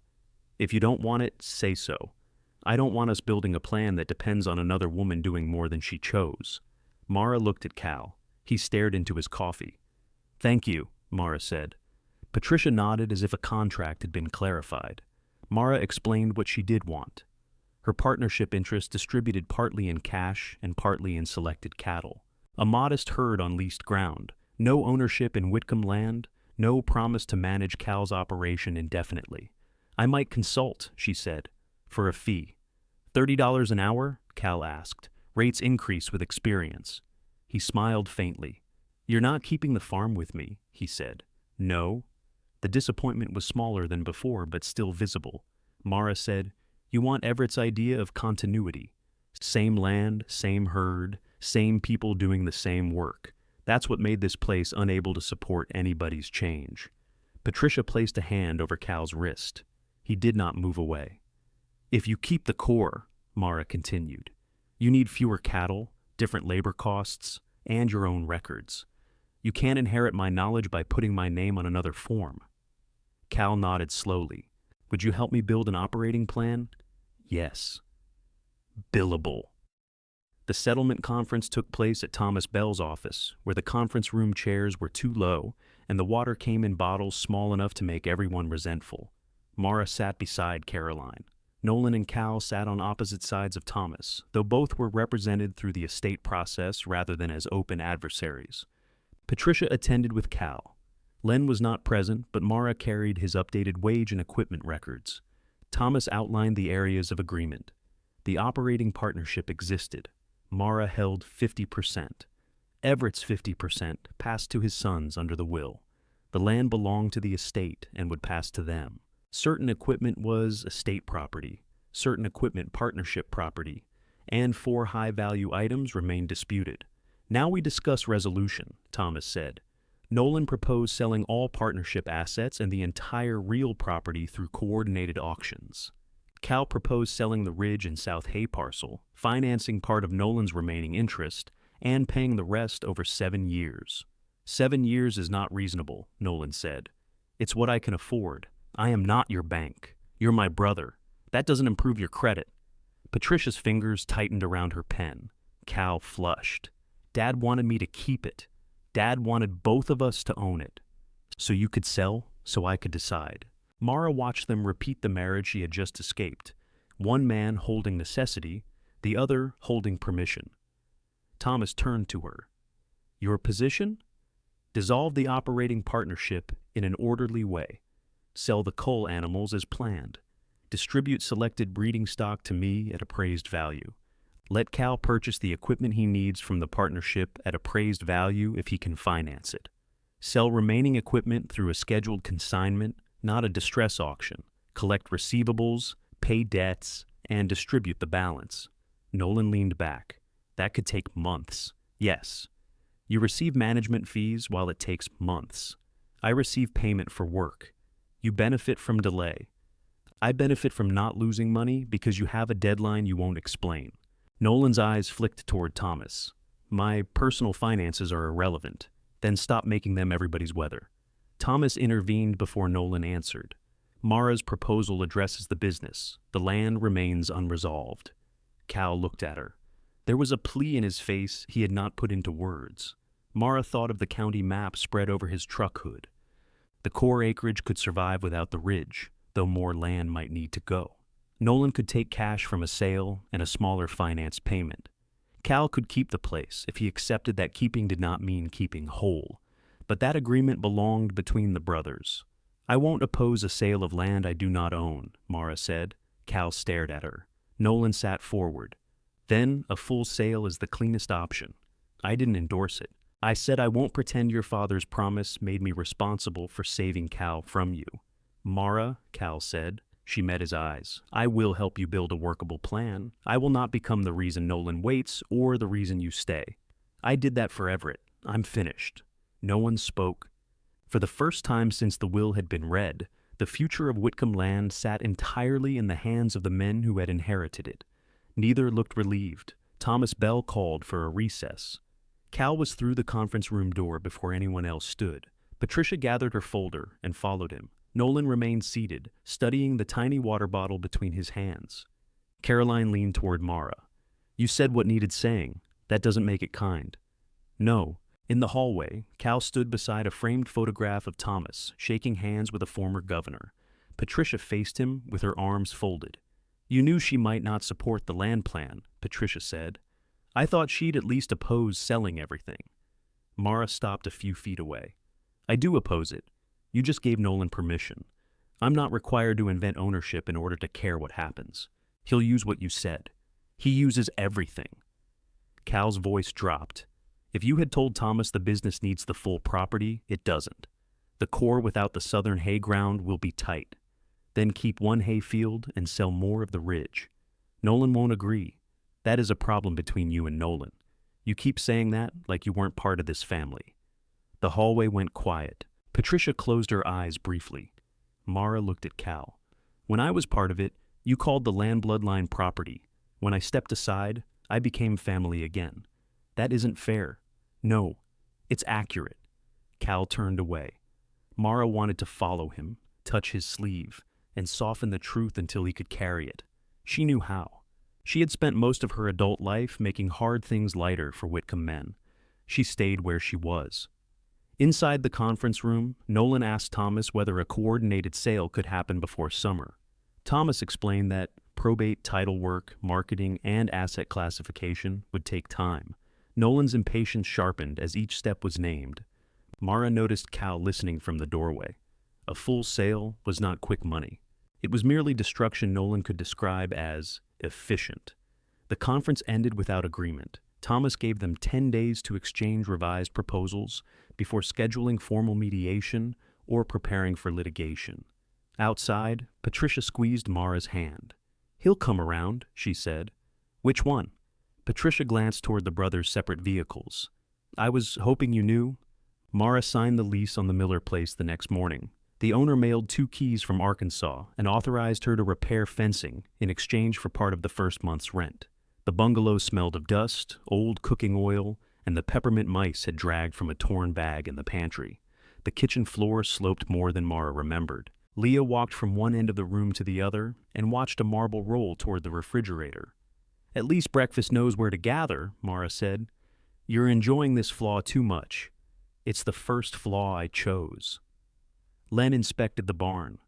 One section of roof needed patching, 2 gates needed rehanging, and the water line worked only after he struck a valve with the handle of a screwdriver. Good pressure, he said, when rusty water burst into the trough. You fixed it by hitting it. I diagnosed it first.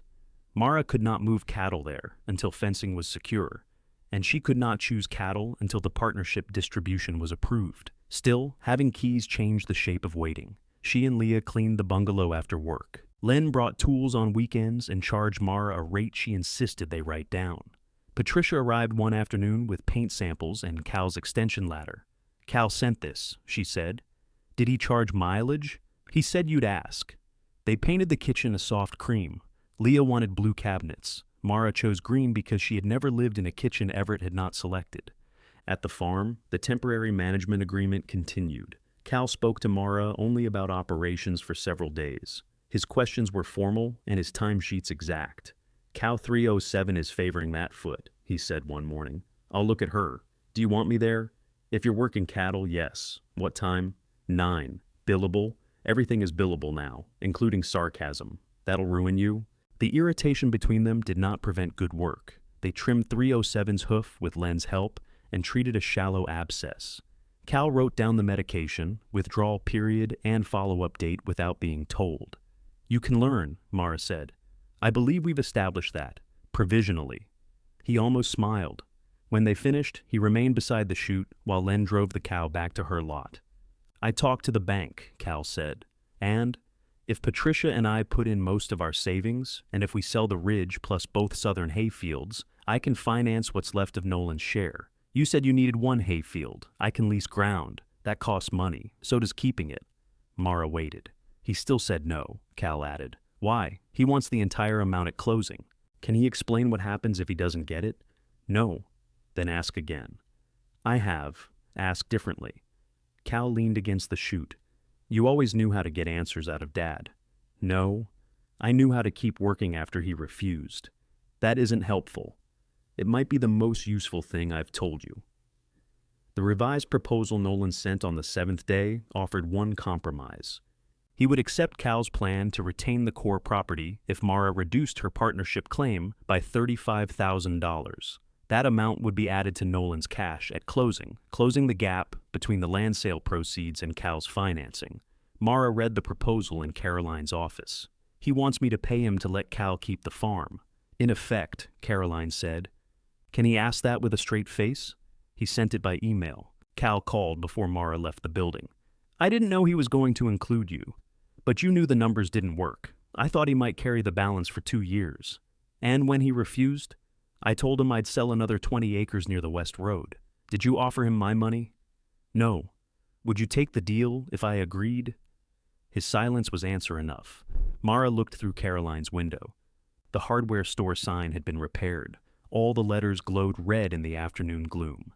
"Cal, I'm listening. I will not pay Nolan $35,000 so you can preserve land your father excluded me from. I know. No. You hoped I might. I hoped there was some way to make it work. There is always a way to make things work if the same person keeps surrendering." He breathed out slowly. "I'm sorry." She believed he meant it. That did not alter the answer. Nolan was at the farmhouse when Mara arrived for the next morning's cattle check. Blue tape had disappeared from most of the furniture. In its place, and cardboard boxes stood beneath the dining room window. "What's this?" she asked. "Personal property sorting." "You agreed to wait. These are Dad's clothes and papers, not partnership property." Mara looked into an open box. Everett's brown shirts lay folded inside. Patricia had taken 6 for the quilt and left the rest. "Where are they going?" "Donation." "You folded them?" Nolan's shoulders stiffened. "Is that surprising?" "A little." He picked up another shirt from the table and folded the sleeves inward with care. His hands, office smooth and pale, knew the motion. "He taught me when I left for college," Nolan said. "Said nobody would hire a man who looked like he slept in his clothes. Everett slept in his clothes twice a week during calving. He didn't mention that." Mara began closing the file boxes she had come to collect. Nolan worked beside her in silence. Finally he said, "He told me you'd be okay.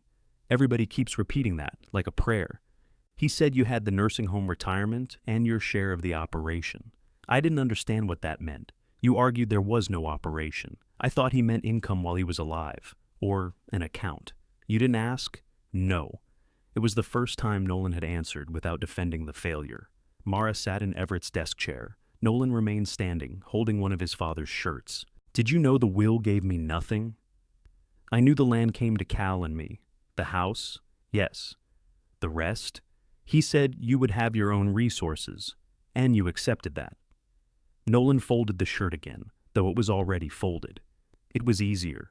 The honesty was not an apology, but it was close enough to hurt. Why do you need all the money at closing? Mara asked. He stared at the shirt.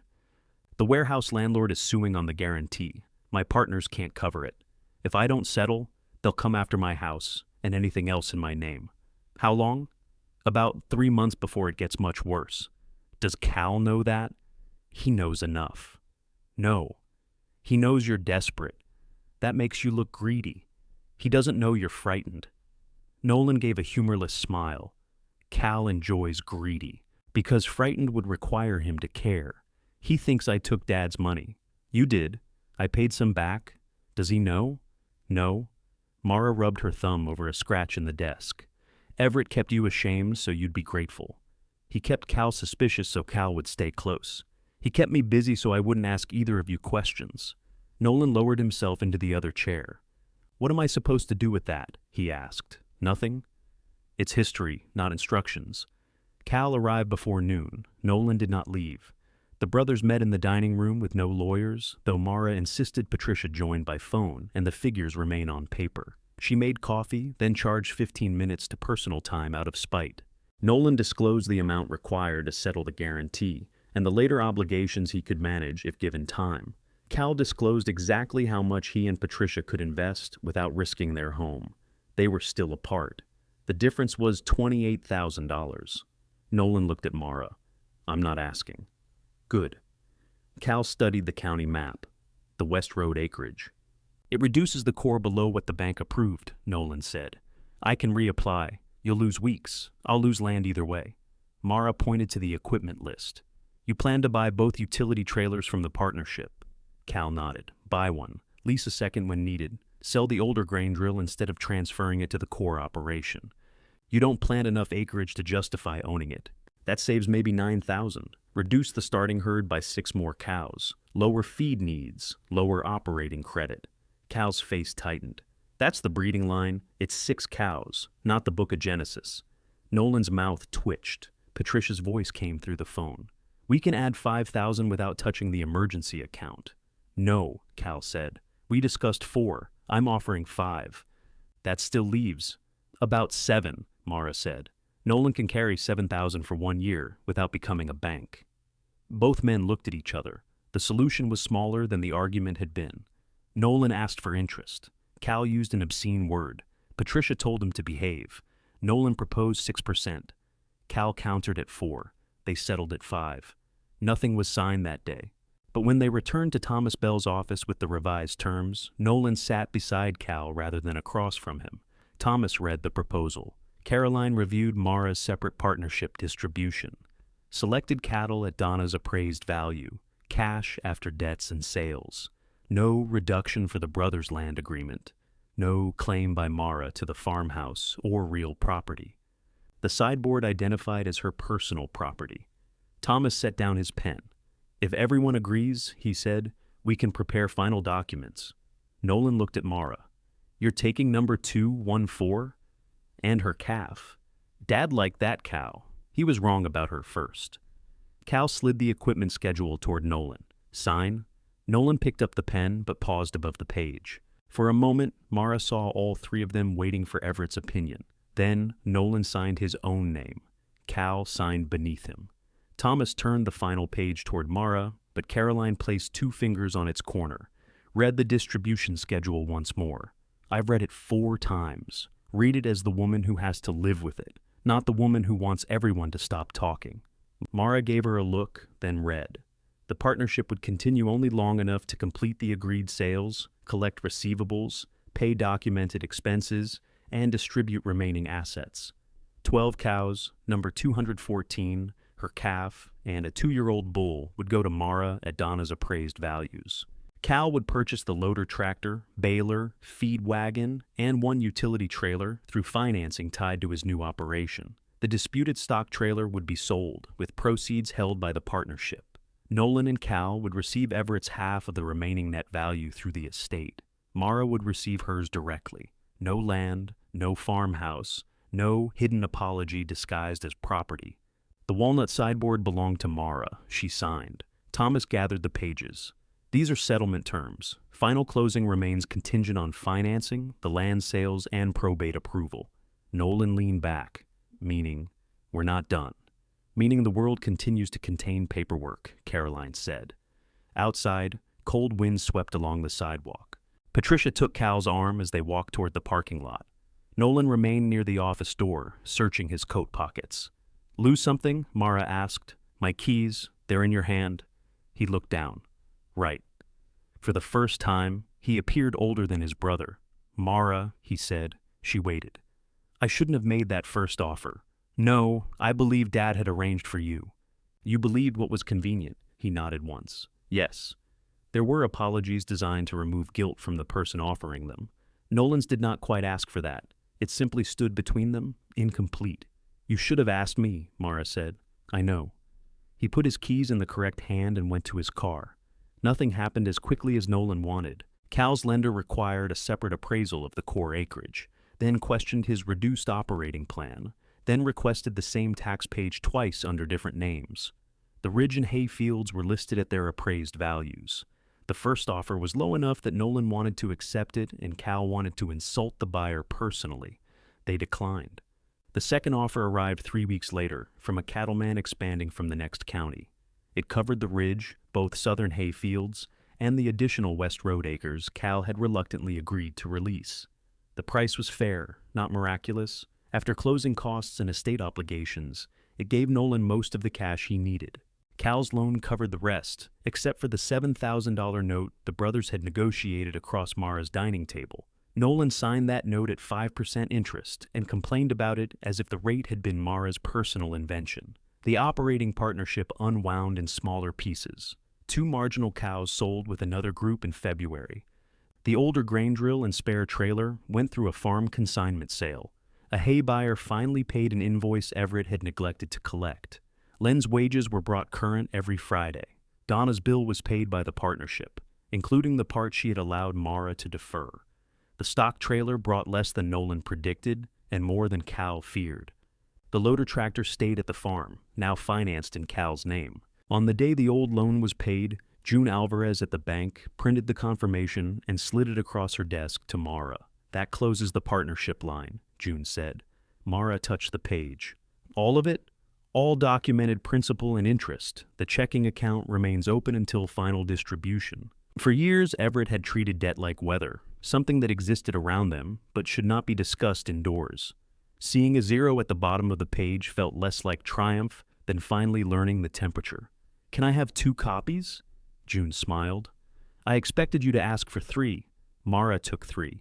At the Miller place, Len replaced fence posts while Mara repaired the barn stalls. She paid for lumber from her personal account and kept every receipt in a green folder Leah labeled Mara's Actual Life. You can remove the sarcasm, Mara told her. It's structural. The work cost more than Mara hoped. The barn roof needed a larger patch. The water heater failed during her second week in the bungalow. Her settlement had not arrived, and she refused to use Leah's money. Cal offered a loan. Mara declined. Why? He asked. You'll have the distribution soon? I can wait for hot water. You're bathing at Leah's. She has excellent pressure. I'm not Everett. No. But I'm trying not to become the version of me who accepts help without discussing its price. Cal considered that. No interest. Written repayment in 60 days. Why are you offering? Because I have the money and you need a water heater. That's better. They wrote the terms on a sheet of paper at Leah's kitchen table. Patricia witnessed it and added the date Cal forgot. Mara repaid him 38 days later. Moving the cattle required 2 trailers and most of a Saturday. Cal hauled the first load. Len hauled the second. Mara rode with number 2, 1-4's group. Because the cow disliked trailers and because Mara did not trust anyone else's opinion of how much disliking was normal. When the gate opened at the Miller place, the cows stood crowded together, suspicious of the unfamiliar field.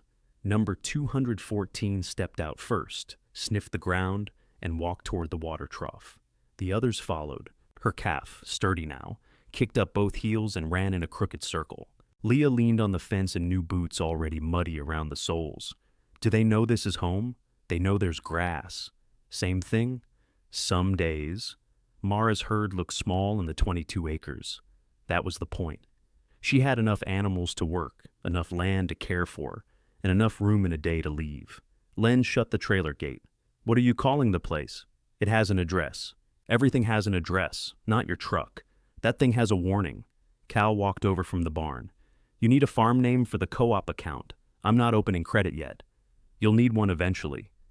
Mara looked across the field. She did not answer.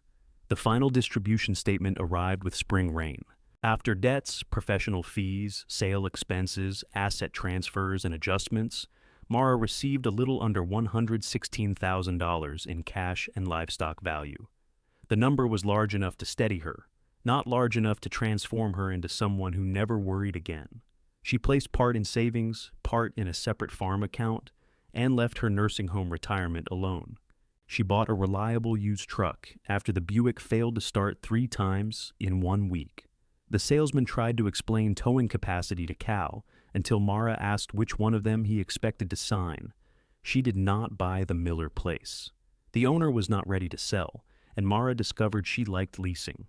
Ownership had been used as a synonym for safety in every room she had just left. A written 5-year lease, fair rent, and responsibility limited to what she chose felt safer than another promise about forever. On closing day, Thomas handed each of them a final folder. Whitcomb Farm Partnership was dissolved. Mara received her final check and the documents assigning her cattle. Nolan stood in the courthouse hallway holding his folder against his chest. "My landlord accepted the settlement," he said. "Good. I'll probably have to sell my house anyway. I'm sorry." He studied her face, as if checking whether she meant it. She did. Losing something did not become less painful because a person had behaved badly while trying to prevent it. "I found one of Dad's checks to me," Nolan said. The memo line said, "Equipment investment." "Did you buy equipment?" "Office furniture." That sounds like Everett. He knew what it was for. He liked changing names more than changing his mind. Nolan smiled faintly. "I sent Cal copies of all the checks. That must have gone well. He hasn't answered. He might." Nolan shifted the folder to his other arm. "Can I come see the cows sometime?" Mara had not expected that. "Call first. I will." He did not promise more than that. Neither did she. The last day Mara entered the farmhouse as a resident, the rooms echoed. Nolan had taken Everett's desk. Cal and Patricia took the bedroom furniture and the silver. The church thrift store collected the sofa, 2 lamps, and the oak rocker, after Cal decided he could not bear seeing it, and Nolan decided he had no room. A moving crew carried Aunt Ruby's sideboard to the Miller bungalow. Mara paid them instead of allowing Cal and Len to injure themselves proving devotion. Leah packed the last kitchen box. "What about this?" she asked. Everett's mug sat on the windowsill. Mara picked it up. The brown ring remained dried into the bottom. All those weeks, no one had washed it again. She carried it to the sink and filled it with warm water. The stain loosened beneath the dishcloth. She scrubbed until the inside was clean, then dried the mug and placed it in a cabinet. Cal watched from the doorway. "You're leaving it?" It was his. "You could take it." "I could." She closed the cabinet. He looked around the bare kitchen. "The house sounds wrong. It always creaked. Not like this?" Mara knew what he meant. A house did not notice who owned it, but it noticed what had been removed. Cal picked up her final box. Patricia finished the quilt. Did Everett's shirts cooperate? Mostly. She used the brown ones around the edge. He would have complained, probably. At the back door, Mara reached for the pantry hook out of habit. Her barn coat was no longer there. Everett's cap was gone too, packed with the clothes Cal kept. She put her hand down. Cal carried the box to her truck. Mara locked the farmhouse door and gave him the key. He closed his fingers around it. "Thank you," he said. "For the key? For not letting Nolan sell all of it? I didn't stop him. You helped me make a plan. You paid my rate." Cal laughed. "I knew there'd be an invoice." His first season on the reduced farm was untidy. He planted less hay than he intended, paid too much for one leased field, and discovered that one of Everett's informal equipment trades had expired with Everett. He called Mara often at first. The first time, he asked whether a feed quote was reasonable. "What's my fee?" she said. "$35 an hour, quarter-hour minimum." Then read me the protein analysis. Later, he learned to send the figures before calling. Mara advised him when she had something useful to say and told him when she did not. She never answered during dinner with Leah. Cal adjusted. Nolan paid the first installment on the $7,000 note 2 days early. Cal forwarded Mara a photograph of the check with no comment. Len split his work between both farms. He billed each one separately and complained that improved accounting had doubled his paperwork. "You can retire," Mara told him, "and leave you people unsupervised." Spring softened the Miller fields. Mara learned where water collected after hard rain and which window caught the first morning light. She replaced the sloping kitchen floor, but kept the green cabinets. One evening, Cal arrived in his pickup with a long, weathered board tied across the bed. "Found this behind the machine shed," he said. The sign had been painted years earlier for a bank inspection, then removed when Everett decided it looked pretentious. Dirt filled the carved letters. E.M. Whitcomb. "Nolan put it in the rubbish pile," Cal said. "I thought you might want it." Mara ran her fingers over the M. Everett had ordered the sign after a lender asked whether the operation had a business name. He had stood beside it for the inspection, one hand on Mara's shoulder. When the lender left, Everett took the sign down and said, "People knew whose farm it was." "Help me carry it to the barn," she said. For several days, it leaned against her workbench. Then Mara measured the board, drew a straight line, and cut away the section bearing Everett's initial and the ampersand. She sanded the rough edge until no splinter remained. The word Whitcomb stayed. So did the M below it, in the green she had chosen for her kitchen. Mara painted her full name. She mounted the sign beside the new gate herself, low enough to reach without a ladder. Number 214 grazed beyond the fence with her calf. From the bungalow, Leah called that dinner was getting cold. Mara capped the paint, wiped her hands on a rag, and looked once at the name. Then she went inside.